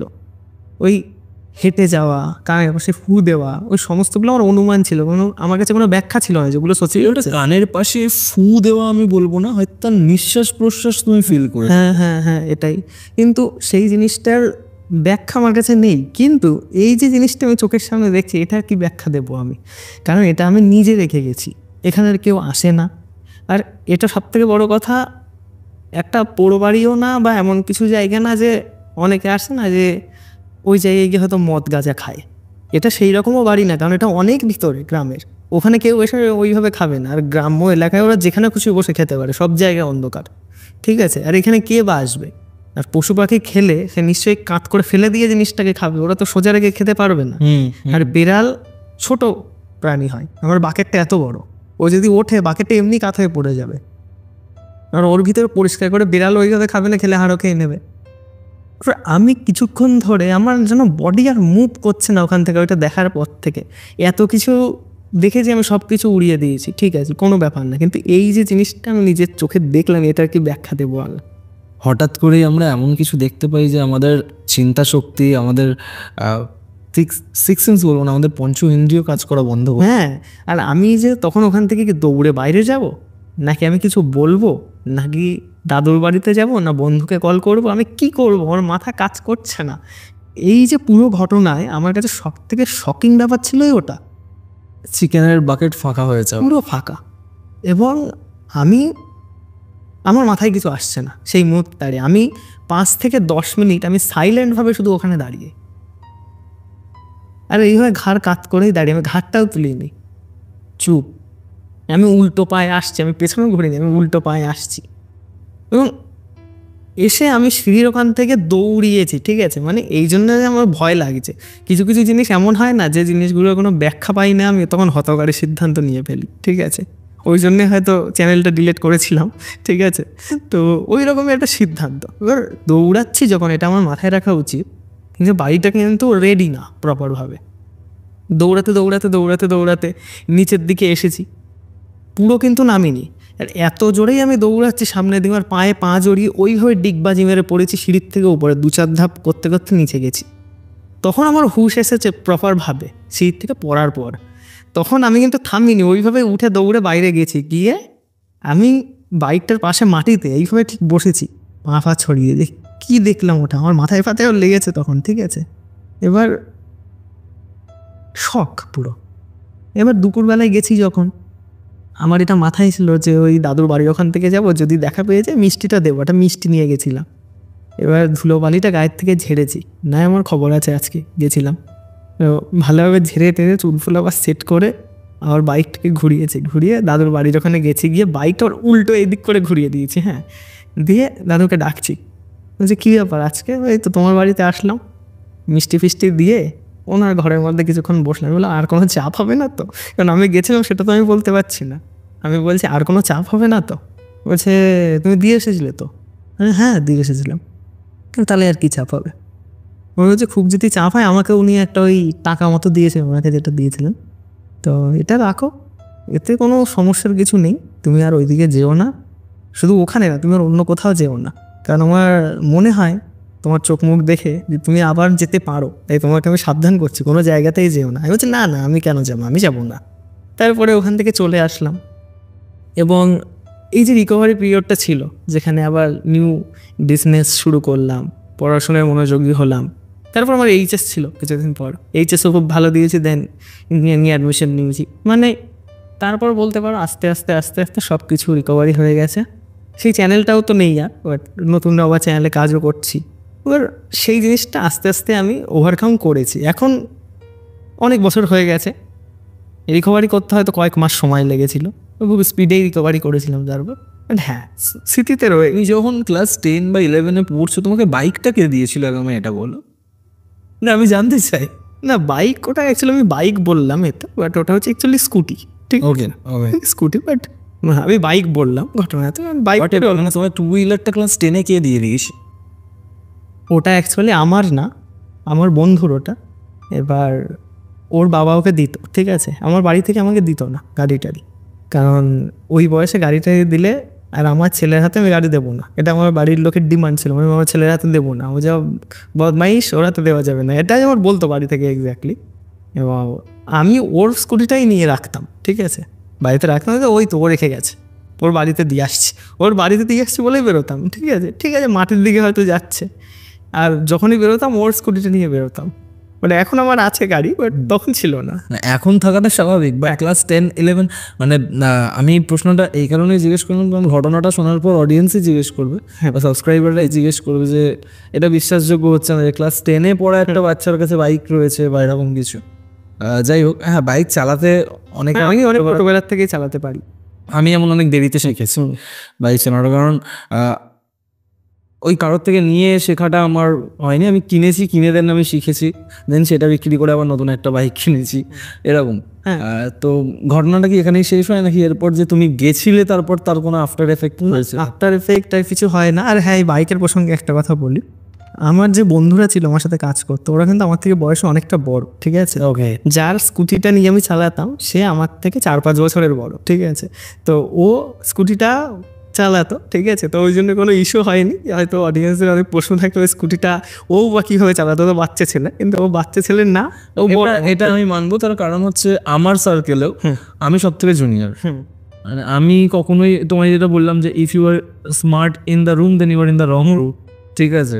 তো আমি কখনোই আমার সেম এজ বা সমবয়সী বন্ধুদের সাথে কখনো মিশিনি। আমার যে বেস্ট ফ্রেন্ড সে আমার থেকে 2 বছরের বড়, আমার সমস্ত বন্ধুরাই আমার থেকে 4-5 বছরের বড়, কারণ আমি তাদের প্রত্যেকের থেকে কিছু না কিছু শিখতে পারি, জানতে পারি, আমি নিজের লাইফে ইমপ্রুভ করতে পারি। আর সমবয়সীদের মধ্যে কি হয়, ওই মার্কাটারি ঝগড়া এই জিনিসগুলো একটু বেশি হয়, বাট বড়দের সাথে মিশলে সেই জিনিসটা হয় না, ঠিক আছে, কারণ তারা অনেক মানে প্রপারলি তোমাকে গাইডও করতে পারে। এইটার একটা বেনিফিট রয়েছে, মানে বন্ধু বান্ধব যদি তোমার থেকে সিনিয়র হয় বা জুনিয়র হলেও তুমি তাদেরকে গাইড করতে পারবে তোমার এক্সপিরিয়েন্সের থ্রু। এবার এখানে আমার ফ্রেন্ড সার্কেলের ক্ষেত্রে এটা বলা উচিত, হ্যাঁ বন্ধু আমার প্রচুর আছে, কিন্তু বন্ধুত্বটার সূত্রপাত যেগুলো সেটা অনেক রকমভাবে হয়েছে। শুটিং, ধরো আমার ব্যবসা বলতে সেরকমও না, ওই ছোটোখাটো কাজ তাও করতাম, কেউ দেখতো, ভাই আমিও করি তোর সাথে, মানে সে সিনিয়র, আমি তো এখন কাজ পাচ্ছি না, এখন আমি তোর সাথে করি, সেই সূত্রে। এবার ওই করতে করতে আমি এমনি জিজ্ঞেস, দাদা এইটা তো এইভাবে করা যেতে পারে, তুমি এইভাবে করতে পারো, সে আমাকে বলতো ভাই এইভাবে করো, ওইভাবে কর। এবার ফ্রেন্ড সার্কেলে আমার সমবয়সী যেটা হয় সেটা ডেফিনেটলি খুব মজারই হয়, সেখানে একটা ভাই এই সম্পর্কটা আলাদা, ওটা সম্পর্ক আলাদা, কিন্তু এটা বন্ধুত্ব তো শুধু আর ওইভাবে হয় না, বন্ধুত্ব অনেক সময় কাজের সূত্রেও হয়। তো ওই যে বন্ধুত্বটা হয়তো আমার লাইফে অনেক বেশি ইম্প্যাক্টফুল। আমি জানি না, এটা হয়তো অনেকে ভাববে যে আমি হয়তো এটা ভেবে বন্ধুত্ব করি, না না না, আমিও করি, হ্যাঁ, বাট না, কিন্তু হয়ে যায়। আমার ক্ষেত্রে কি হয়েছে, আমার লাইফে যখনই কোনো বন্ধু এসেছে, আমার ছোটোবেলা থেকে, যে আমি আমার মামার বাড়িতে বেশিটা সময় কাটিয়েছি, আমার নিজের বাড়িতে আমি খুব একটা সময় আমি আমার জীবনের কাটাইনি। তো আমার মামার বাড়িতে কি হয়েছিল, আমি সব থেকে ছোটো ছিলাম, সেই সূত্রে কি হয়েছিল, আমি ভালোবাসাটাও সব থেকে বেশি পেয়েছি যেহেতু ছোট ছিলাম। আর আমার মামার বাড়িতে যত আমার বন্ধু বান্ধব ছিল তারা সবাই আমার থেকে বড়, ঠিক আছে, মানে ওই ছোটোবেলা থেকে ছেলে মেয়ে নির্বিচারে আমি মিশেছি সবার সাথে। অনেক দিদিরা ছিল, অনেক মানে এবার যারা দাদা ছিল তাদেরকে দাদা বলতাম না, দিদিদের মতনই ছিল, সবাই আমরা একসাথে খেলতাম। এবার যখন মামার বাড়ি থেকে একটু বাইরে বেরোলাম, তখনও ন্যাচারালি আমার বয়সে আমি আর কাউকে পাইনি, আমি আমার থেকে সিনিয়রদেরকেই পেয়েছি, তারা আমার সাথে বন্ধুর মতো মিশেছে। এবার কি হয় আজকালকার দিনে, এবার তোমার থেকে যারা বয়সে বড় তারাও যদি তোমার হাইটে হয়, তো তখন তারা বন্ধুই হয়ে যাচ্ছে। তো এবার একসাথে খেলতে যাওয়া থেকে শুরু করে সিনেমা দেখতে যাওয়া, খেলতে যাওয়া, আড্ডা মারা, তারপর লকডাউন চলে আসা, দেন লকডাউনে সবাই একসাথে, মানে অনেকটা দীনবন্ধুর ব্যাপার মতো, বাবারও বন্ধু যে সেও ছেলের বন্ধু হয়ে যাচ্ছে। তো এরকম একটা পরিস্থিতির মধ্যে থেকেই বড় হয়েছে। তো সেই কারণে সবসময়, এবার যেমন আমাকে যে ইঞ্জিনিয়ারিংয়ের প্রতি যেই বন্ধুর ইনফ্লুয়েন্সেই আমি হয়েছিলাম, সেও আমার থেকে 5 বছরের বড়, ঠিক আছে। তো আমার বন্ধু বান্ধবরা এরকমই, মোটামুটি 5 বছর 6 বছর, কেউ এরকম একটা বন্ধু আছে, তাকে আমি দাদাই বলি, কারণ সে আমার থেকে 10 বছরের বড়, ঠিক আছে। বাট এদের প্রত্যেকের থেকেই আমি আমার লাইফে কিছু না কিছু শিখেছি। হ্যাঁ, মানে যখনই আমি কোনো ভুল স্টেপ নিয়েছি আমার লাইফে, কাউকে আমি পেয়েছি আমার লাইফে যে আমাকে গাইড করেছে। তো কখনো আমার মনে হয় না আমি বড়দের সাথে মিশেছি, মানে সবসময় আমার মনে হয়েছে যে আমার বন্ধুর সার্কেলটা আমার জন্য খুব বেনিফিট দিয়েছে। হ্যাঁ, মানে লাইফে তো আমরা সবসময় ঠিক ডিসিশন নিই না, অনেক সময় ভুল ডিসিশন নিয়ে থাকি। এবার আমার এই বন্ধু সার্কেলের মধ্যে অনেকে কিন্তু ইউটিউবে আসার পেছনে আমাকে কেউ উৎসাহিত করেনি, তারা সবাই আমাকে বলেছিল এটা করে কোনো লাভ হবে না, ঠিক আছে। তো আমি কিন্তু সেই জিনিসটা শুনিনি কখনো, মানে ওদের যে সব ডিসিশনই আমি, কারণ আমার কোথাও না কোথাও মনে হয় যে তুমি সবারটা শোনো, বাট এন্ড অব্দি তুমি সেটাই করো যেটা তোমার পার্টিকুলারলি নিজের ঠিক মনে হবে।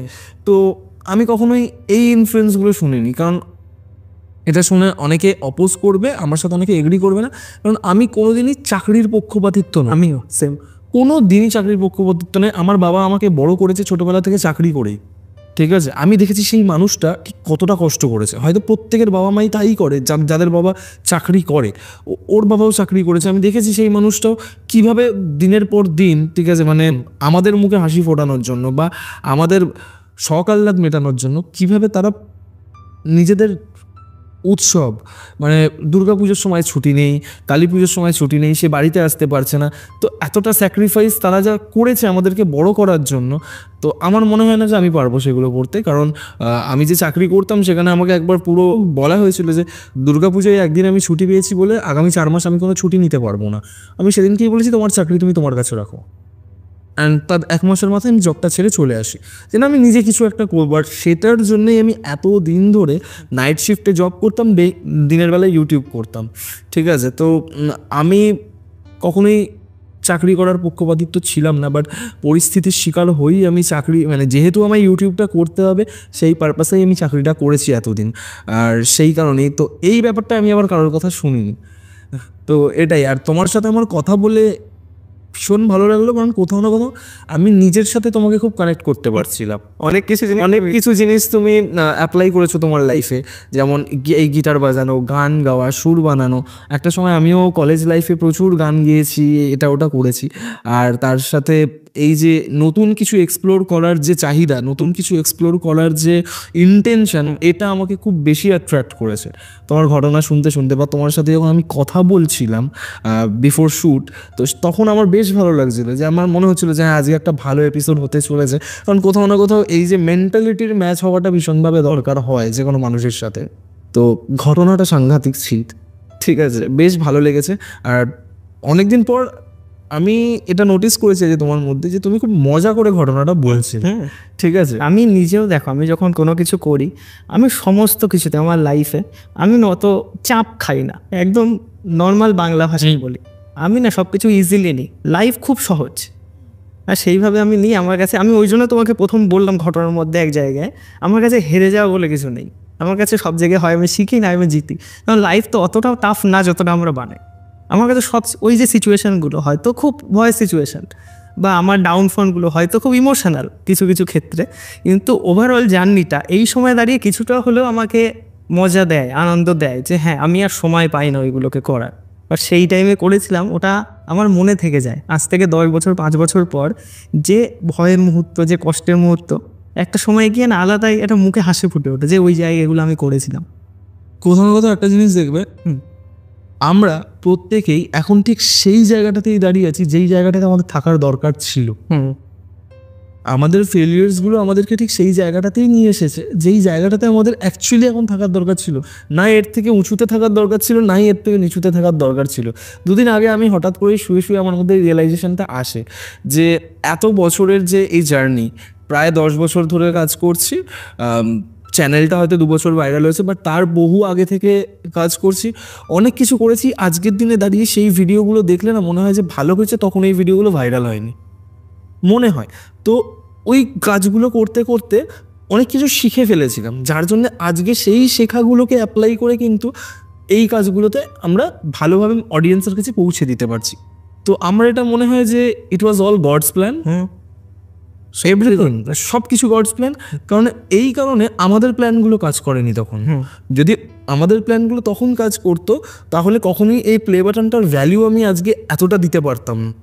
কারণ আমি যদি শুরু করেই 1 লক্ষ সাবস্ক্রাইবারে পৌঁছে যেতাম, তাহলে হয়তো এটা যতটা এই মুহূর্তে আমার কাছে দামি, অতটা দাম হয়তো আমি দিতে পারতাম না। কারণ আমি এইটা পাওয়ার জন্য আমায় প্রচুর কষ্ট করতে হয়েছে। সেই কষ্টটা যদি আমার এই জার্নির মধ্যে না থাকতো, তাহলে এটা এতটা বেশি মূল্যবান আমার কাছে হতো না। তো প্রত্যেকটা জিনিসের ভ্যালু থাকা উচিত, তার যতটা ভ্যালু, সেটা মানুষ হোক কি তোমার কোনো অ্যাচিভমেন্ট হোক, আমার এটা পার্টিকুলারলি মনে হয়। তো আমি সেদিনকে এটা রিয়েলাইজ করি হঠাৎ করে। আর আমার মনে হয় যে প্রত্যেকে, আমরা যারা এই ফিল্ডে কাজ করছি বা আমাদের যারা সিনিয়র, যারা তাদের নিজস্ব জীবনে কাজ করছে, তারা প্রত্যেকে সেখানেই দাঁড়িয়ে রয়েছে যাদের যেখানে থাকা দরকার। আমার মনে হয় এই চাকরির ব্যাপারটা বললে, মানে তুমিও বললে যে তুমি চাকরির পক্ষপাতী নও, তুমি এইসব মানে ইউটিউব বা ব্যবসা জাতীয় কিছু করতে চাও। আমার সবসময় ইচ্ছা ছিল যে আমি ক্রিয়েটিভ ওয়েতে কিছু লাইনে, যেটা আমাকে মজা দেবে, যেটা আমাকে এটা মনে হবে না যে কাজ করতে হয় বলে আমি কাজ করছি। আমার এটা কোনোদিনই আমি এরকমভাবে কাজ করতে চাইনি। আমি যেই কাজটা করতে ভালোবাসি আমি সেটা করব। দেখো আজকে তুমি বলো বা তুমি আমার কথাও বলো, যে আমি যে 5 বছর 6 বছর ইউটিউব করেছি, আমি বিনা পেমেন্টে ইউটিউব করেছি, ঠিক আছে। তার মানে আমার এই কাজটার প্রতি ভালোবাসা আছে, তাই জন্য আমি টাকার মুখ না দেখেও আমি কাজ করে গেছি, ঠিক আছে। কিন্তু আজকে যারা প্রথমে এসেই হঠাৎ করে ইউটিউব থেকে টাকা কামানোর জন্য ইউটিউবে ভিডিও বানাবে না, তারা সাস্টেন করতে পারবে না কখনো। এই চাকরির ব্যাপারটা বললে আমার একটা জিনিস বলতে ইচ্ছা হচ্ছে খুব। যেমন তুমি বললে যে আমি চাকরির পক্ষপাতী নই, আমিও বললাম যে আমিও নই, ঠিক আছে। এবার কথাটা হচ্ছে এখানে একটা জিনিস মাথায় আসবে, তুই তো ইঞ্জিনিয়ারিং করছিস, তো কমপ্লিটও হয়নি, তো কিছুই করিসনি, না চাকরি তুই ব্যবসা, তুই কীভাবে বলতে পারিস? কিন্তু এই জন্য আমি কথাটা এখানে উল্লেখ করছি। অনেকেরই মনে হয়, ঠিক আছে, আমি এই গ্রুপটার মধ্যে নিজেকে রাখছি না, অনেকেরই মনে হয় যে আমি তো করতে চাই ব্যবসা, আমি তো করতে চাই সোশ্যাল মিডিয়া, আমি তো 9 to 5 জব করবো না, ঠিক আছে, কেন করবো না, এমনি ভালো লাগে না, করবো না, ঠিক আছে, বাট তুমি ওটা করবে না, তার জন্য তুমি কি করছো যাতে তোমাকে ওটা না করতে হয়? এক্স্যাক্টলি হ্যাঁ, এটা আমি মনে করি যে ওটা যে তুমি করবে না তার জন্য তুমি শুধু ঘরে শুয়ে শুয়ে জ্ঞান দিচ্ছ যে না আমি এটা করবো, আমি বাট তুমি কিছু করছোই না, বাট তার মানে তুমি কুঁড়ে। তার মানে আমি যে বলছি আমি করছি না বা আমি করবো না, এর মাঝখানে কিন্তু আমি করেছি অনেক জিনিস যেন আমি বলছি আমি করবো না, কারণ আলাদা 10টা আমি ফ্রিল্যান্সিংও করেছি, তো আলাদা 10টা জায়গায় আমি ঘুরেছি, ঘুরে আমি প্র্যাকটিক্যালি বুঝেছি যে চাকরি আমার জন্য না। কিন্তু কিছু জায়গায় এমন হয় যে ওইটা একটা ফেজ থাকে লাইফের, যেখানে তো তোমাকে চাকরি পাওয়াটা জরুরি, ঠিক আছে, হয়তো হয় না, বাড়ির কেউ হয়তো এক্সপেক্ট করে বসে থাকে। যেমন আমি তোমাকে কি বললাম যে আমি যখন ইউটিউব করা শুরু করি তখন সেটা 2016, আমি চাকরি জয়েন করি 2018 থেকে 2024, এই 6টা বছর আমাকে ইউটিউবের সাথে সাথে চাকরিটা করতে হয়েছে এটা বোঝানোর জন্য যে না আমি ইউটিউবে কিছু একটা অ্যাচিভ করতে পারি, সেই অ্যাচিভটা করার পরে দেন আমি চাকরি ছেড়েছি। এবার আমি যদি আমার বাবা আমাকে 4 লাখ 5 লাখ টাকা খরচা করে ইঞ্জিনিয়ারিং পড়ালো, তারপরেও যদি আমি বাবাকে বলি যে না আমি শুধু ইউটিউব করবো, আমি চাকরি বাকরি কিছুই করবো না, তার মানে তুমি এন্ড অফ দ্য ডেতে আবার তার কাছে হাত পাচ্ছ, তার মানে তুমি সেই মানুষটাকে প্রেশার দিচ্ছ, কারণ সে কিছু না কিছু একটা এক্সপেক্ট করেই তোমার পেছনে এতগুলো টাকা ইনভেস্ট করেছে। তো আমি একটাই কথা বলবো যে বাড়ি থেকে না, অনেকেই বলে যে আমার বাড়ি থেকে সাপোর্ট করছে না, বাট আই থিঙ্ক তোমাকে বাড়ির লোকের কাছে কিছু একটা তো প্রমাণ দিতে হবে। বাড়ির লোকের জায়গায় ঠিক একদম, মানে আজকে এই তো প্রথমে মনে হতো যে না বাড়ি থেকে যদি একটু সাপোর্ট করতো তাহলে হয়তো আরো অনেক কিছু করতে পারতাম, তারা সাপোর্ট করেছে। তারা কোনোদিন তোমাকে ইউটিউব করা বা তারা কোনোদিন তোমাকে ভিডিও আপলোড করা থেকে আটকায়নি, তারা বলেছে তুমি নিজে কিছু করো, রাইট? তো আমি প্রমাণ দিয়েছি যে হ্যাঁ আমি কিছু একটা করতে পেরেছি, তারপর তারা আমাকে আর কিছু বলেনি। তো যারা প্রথমেই বাড়ির লোকের নামে কমপ্লেন করছে, তোমরা নিজেরা আগে কিছু একটা করে বাড়ির লোককে দেখাও, বাবা মায়ের চোখের সামনে প্রমাণ তুলে ধরো, তাহলে দেখবে তারাও মেনে নিচ্ছে জিনিসটা। আর এখন এটা একটা ট্রেন্ড হয়ে গেছে, জানি না এটা আমার বলা উচিত কিনা, তাও আমি বলছি, সেটা হচ্ছে আমি ইউটিউবার হতে চাই, ঠিক আছে, এটা নিয়ে আমি একটা ফানি ভিডিও বানিয়েছিলাম 5 বছর আগে। আমি ইউটিউবার হতে চাই, আমি একটা জায়গায় আমি সেই জিনিসটাকে ফিল করেছি যে হ্যাঁ, যে অতটাও বড় লেভেলে না, বাট ছোটো লেভেলে একটু আমি ফিল করেছি যে হ্যাঁ একজন কন্টেন্ট ক্রিয়েটার হলে ঠিক কেমন ফিল হয়, লোকে এসে কেমন কি আচরণ করে, সেগুলো আমি ফিল করেছি। তো ওটা মজার, বাট অতটাও মজার না যতটা ভিডিও বানিয়ে লাগে।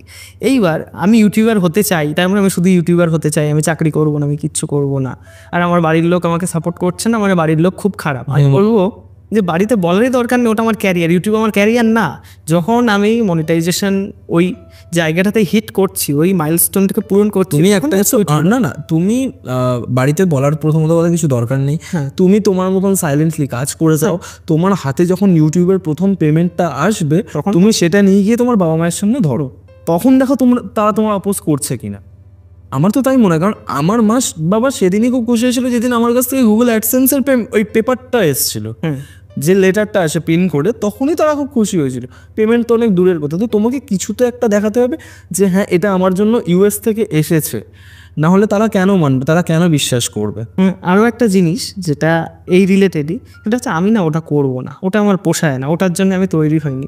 এটা আমার মনে হয় এটা তখনই বলা উচিত যখন সেই জিনিসটা প্র্যাকটিক্যালি তুমি ফিল করছো। জব আমি করবো না এটা বোঝার জন্য জব লাইফে একবার করা দরকার। আমি জব করলাম না, আমি জব করবো না, পরে এসে দেখা গেল তুমি কোনো কিছুই যোগ্য না, তুমি বিজনেসে এসে বিজনেসটাই পুরো ডোবালে, তোমার জন্য জব ভালো ছিল। তা আমি সব কিছু ট্রাই করলাম, করে আমার মনে হলো যে হ্যাঁ আমার জন্য জব পারফেক্ট না। বাট হ্যাঁ কিছু কিছু যখন একটা মানুষ, আমি যেমন এখনও জব করিনি, বাট হয় না আমরা অনেক কিছু এক্সপিরিয়েন্স করি এবং ট্রাই করছি আরও কিছু করার, অনেক ইনফরমেশন পাচ্ছি, একটা আইডিয়া এসে যায় যে হয়তো জবটা আমার জন্য না, আমার জন্য হয়তো ব্যবসাটা পারফেক্ট হবে, বাট তার জন্য তোমাকে জবটা জবটা করতে, আমি ওটাই বললাম। নয়তো অনেকে এটা ধরে নেয় আমি তো জব করবো না, ওই দাদাও বলেছিল যে জব। আমার মনে হয় আজকে যারাই বিজনেস করছে, মানে যাদের ফ্যামিলির বিজনেস নেই, যারা নতুন করে শুরু করছে, তাদের প্রত্যেকের একবার চাকরি করাটা ভীষণভাবে দরকার, কারণ তুমি যে চাকরিটা করছো সেটাই কারোর না কারোর বিজনেস। তো সেই বিজনেসটা একটা মানুষ কিভাবে রান করছে সেটা খুব কাছ থেকে তুমি দেখতে পাবে যখন তুমি সেই বিজনেসের আন্ডারে চাকরি করবে। তো আমার মনে হয় বিজনেসম্যান তারাই হতে পারবে ইন ফিউচারে যারা কোনো না কোনোভাবে তাদের লাইফে 3-4 বছর চাকরির পেছনে দিয়েছে। আমি চাকরি করব না বলে আমি বিজনেস করব, তার এটার মেন্টালিটি এটা প্রমাণ করে যে তুমি কাজ করতে চাও না, তুমি বস হয়ে পায়ের উপর পা তুলে বসতে চাও, তার জন্য তুমি আজকে এই কথাটা বলছো, পজিশনটা তুমি পজিশনটাকে ভালোবাসো। বাট আমি চাকরি কেন করতে চাই না, আমার চাকরি না করার উদ্দেশ্য ছিল যে আমি কাজ করতে চাই, বাট আমি গোলামি করতে চাই। যে তুমি দুর্গাপূজায় একদিন ছুটি নিয়েছো বলে এরপর 4 মাস ছুটি নিতে পারবে না, আমি সেই জায়গায় কাজ করতে চাই না, রাইট? কারণ আমি যে 3 বছর মারুতি সুজুকি, আমি নাম নিয়ে ফেললাম, সরি, আমি যে প্রথম 3 বছর কাজ করেছিলাম খুব ভালো ছিল আমার, আমি কোনোদিন কোনো কমপ্লেনও করিনি সেখান থেকে, ঠিক আছে। বাট একটা সময়ের পর গিয়ে দেখলাম যে আমার ক্যারিয়ার গ্রোথ হচ্ছে না, কারণ আমার ইউটিউবও তখন আপস্কেল হয়নি। তো কোথাও না কোথাও আমায় আমার ক্যারিয়ারটাকে বিল্ড আপ করতেই হবে। সাপোজ আজকে আমার ইউটিউব সাবস্ক্রাইবার হিট নাও করতে পারতো, তাহলে আমি কী করতাম? তখন তো আমাকে ওই ক্যারিয়ারটাকে নিয়ে এগোতে হতো, কারণ আমি আমার বাবা মাকে কোনোদিন ইনসিকিউর পজিশনে আনতে চাইনি। তো সেই কারণে নিজের স্যাক্রিফাইস করি, নিজের ঘুম স্যাক্রিফাইস করেছি, নিজের ডেলি লাইফস্টাইল স্যাক্রিফাইস করেছি, মাথা থেকে সব চুল উঠে গেছে, এরকম লাইফ দেখেছি, খুব কম বয়সে মাথায় টাক পড়ে যেতে দেখেছি।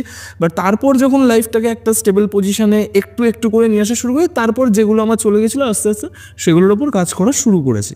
তো আজকে অনেক কিছু বলে ফেললাম, ঠিক আছে, যেহেতু সেম মেন্টালিটির কেউ একজন সামনে বসে আছে সেই কারণেই মনের অনেকগুলো কথা বাইরে বেরিয়ে এলো। কারণ আমিও অনেক কিছু বললাম, জানি না আমি অতটাও বড় কেউ হয়ে যায়নি যে বলবো অত কিছু, তবে এটা আমার মনে হয় একটা ছোট্ট কথা আমি বলি, ছোট্ট কথা বলেই শেষ করব। সেটা হচ্ছে লাইফে অত বড় বড় যে জিনিস আমরা বলি এটা ওটা, অত কিছু কিন্তু অ্যাকচুয়ালি ম্যাটার করে না, খুব ছোট ছোট জিনিস ম্যাটার করে।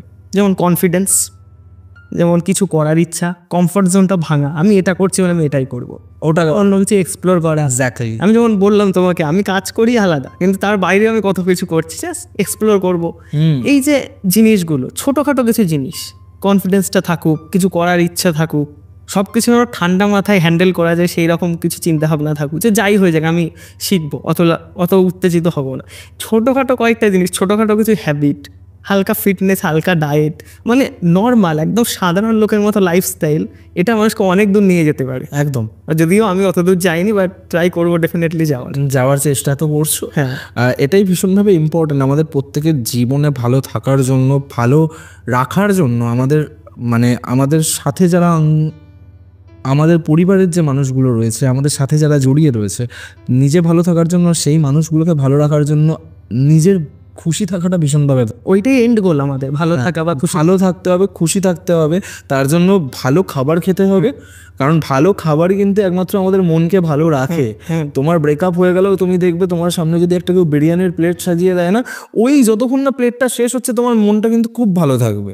তো ভালো খেতে হবে। আমি বিরিয়ানি ফর অ্যান এক্সাম্পল বললাম, বাট অবভিয়াসলি ভালো ডায়েট ফলো করতে হবে, রেগুলার একটু ওয়ার্কআউট এক্সারসাইজ না করলে একটু হাঁটাচলা করতে হবে, শরীরটাকে পুরো বসতে দিলে চলবে না, আর কম কনজিউম করে বেশি ক্রিয়েট করতে হবে। এক্স্যাক্টলি, এটা আমি খুব মানি। অনেকে আছে ভাই প্রচুর পডকাস্ট দেখেছি, এই করেছি, তুই নিজে কি ক্রিয়েট করছিস ভাই? পডকাস্ট দেখে তো ফেলছিস, ঠিক আছে, তো নিজে কি ক্রিয়েট করছিস? কারণ একটা টাইমের পর কনজিউম করতে করতে না ট্যাঙ্কের জল ভরে গেলে জল উপচে পড়ে যায়। তো কিছু যদি কল থেকেও বেরিয়ে যায় তাহলে দেখবি তো নলেজটাও অটোমেটিক বাড়তে থাকে। তো সেটাই বলতে চাই সবাইকে, যে কনজিউম করছো, চেষ্টা করো অনেক বেশি ক্রিয়েট করার, নিজেকে তাহলে অনেক বেশি ভালোভাবে তৈরি করতে পারবে। ডেফিনেটলি।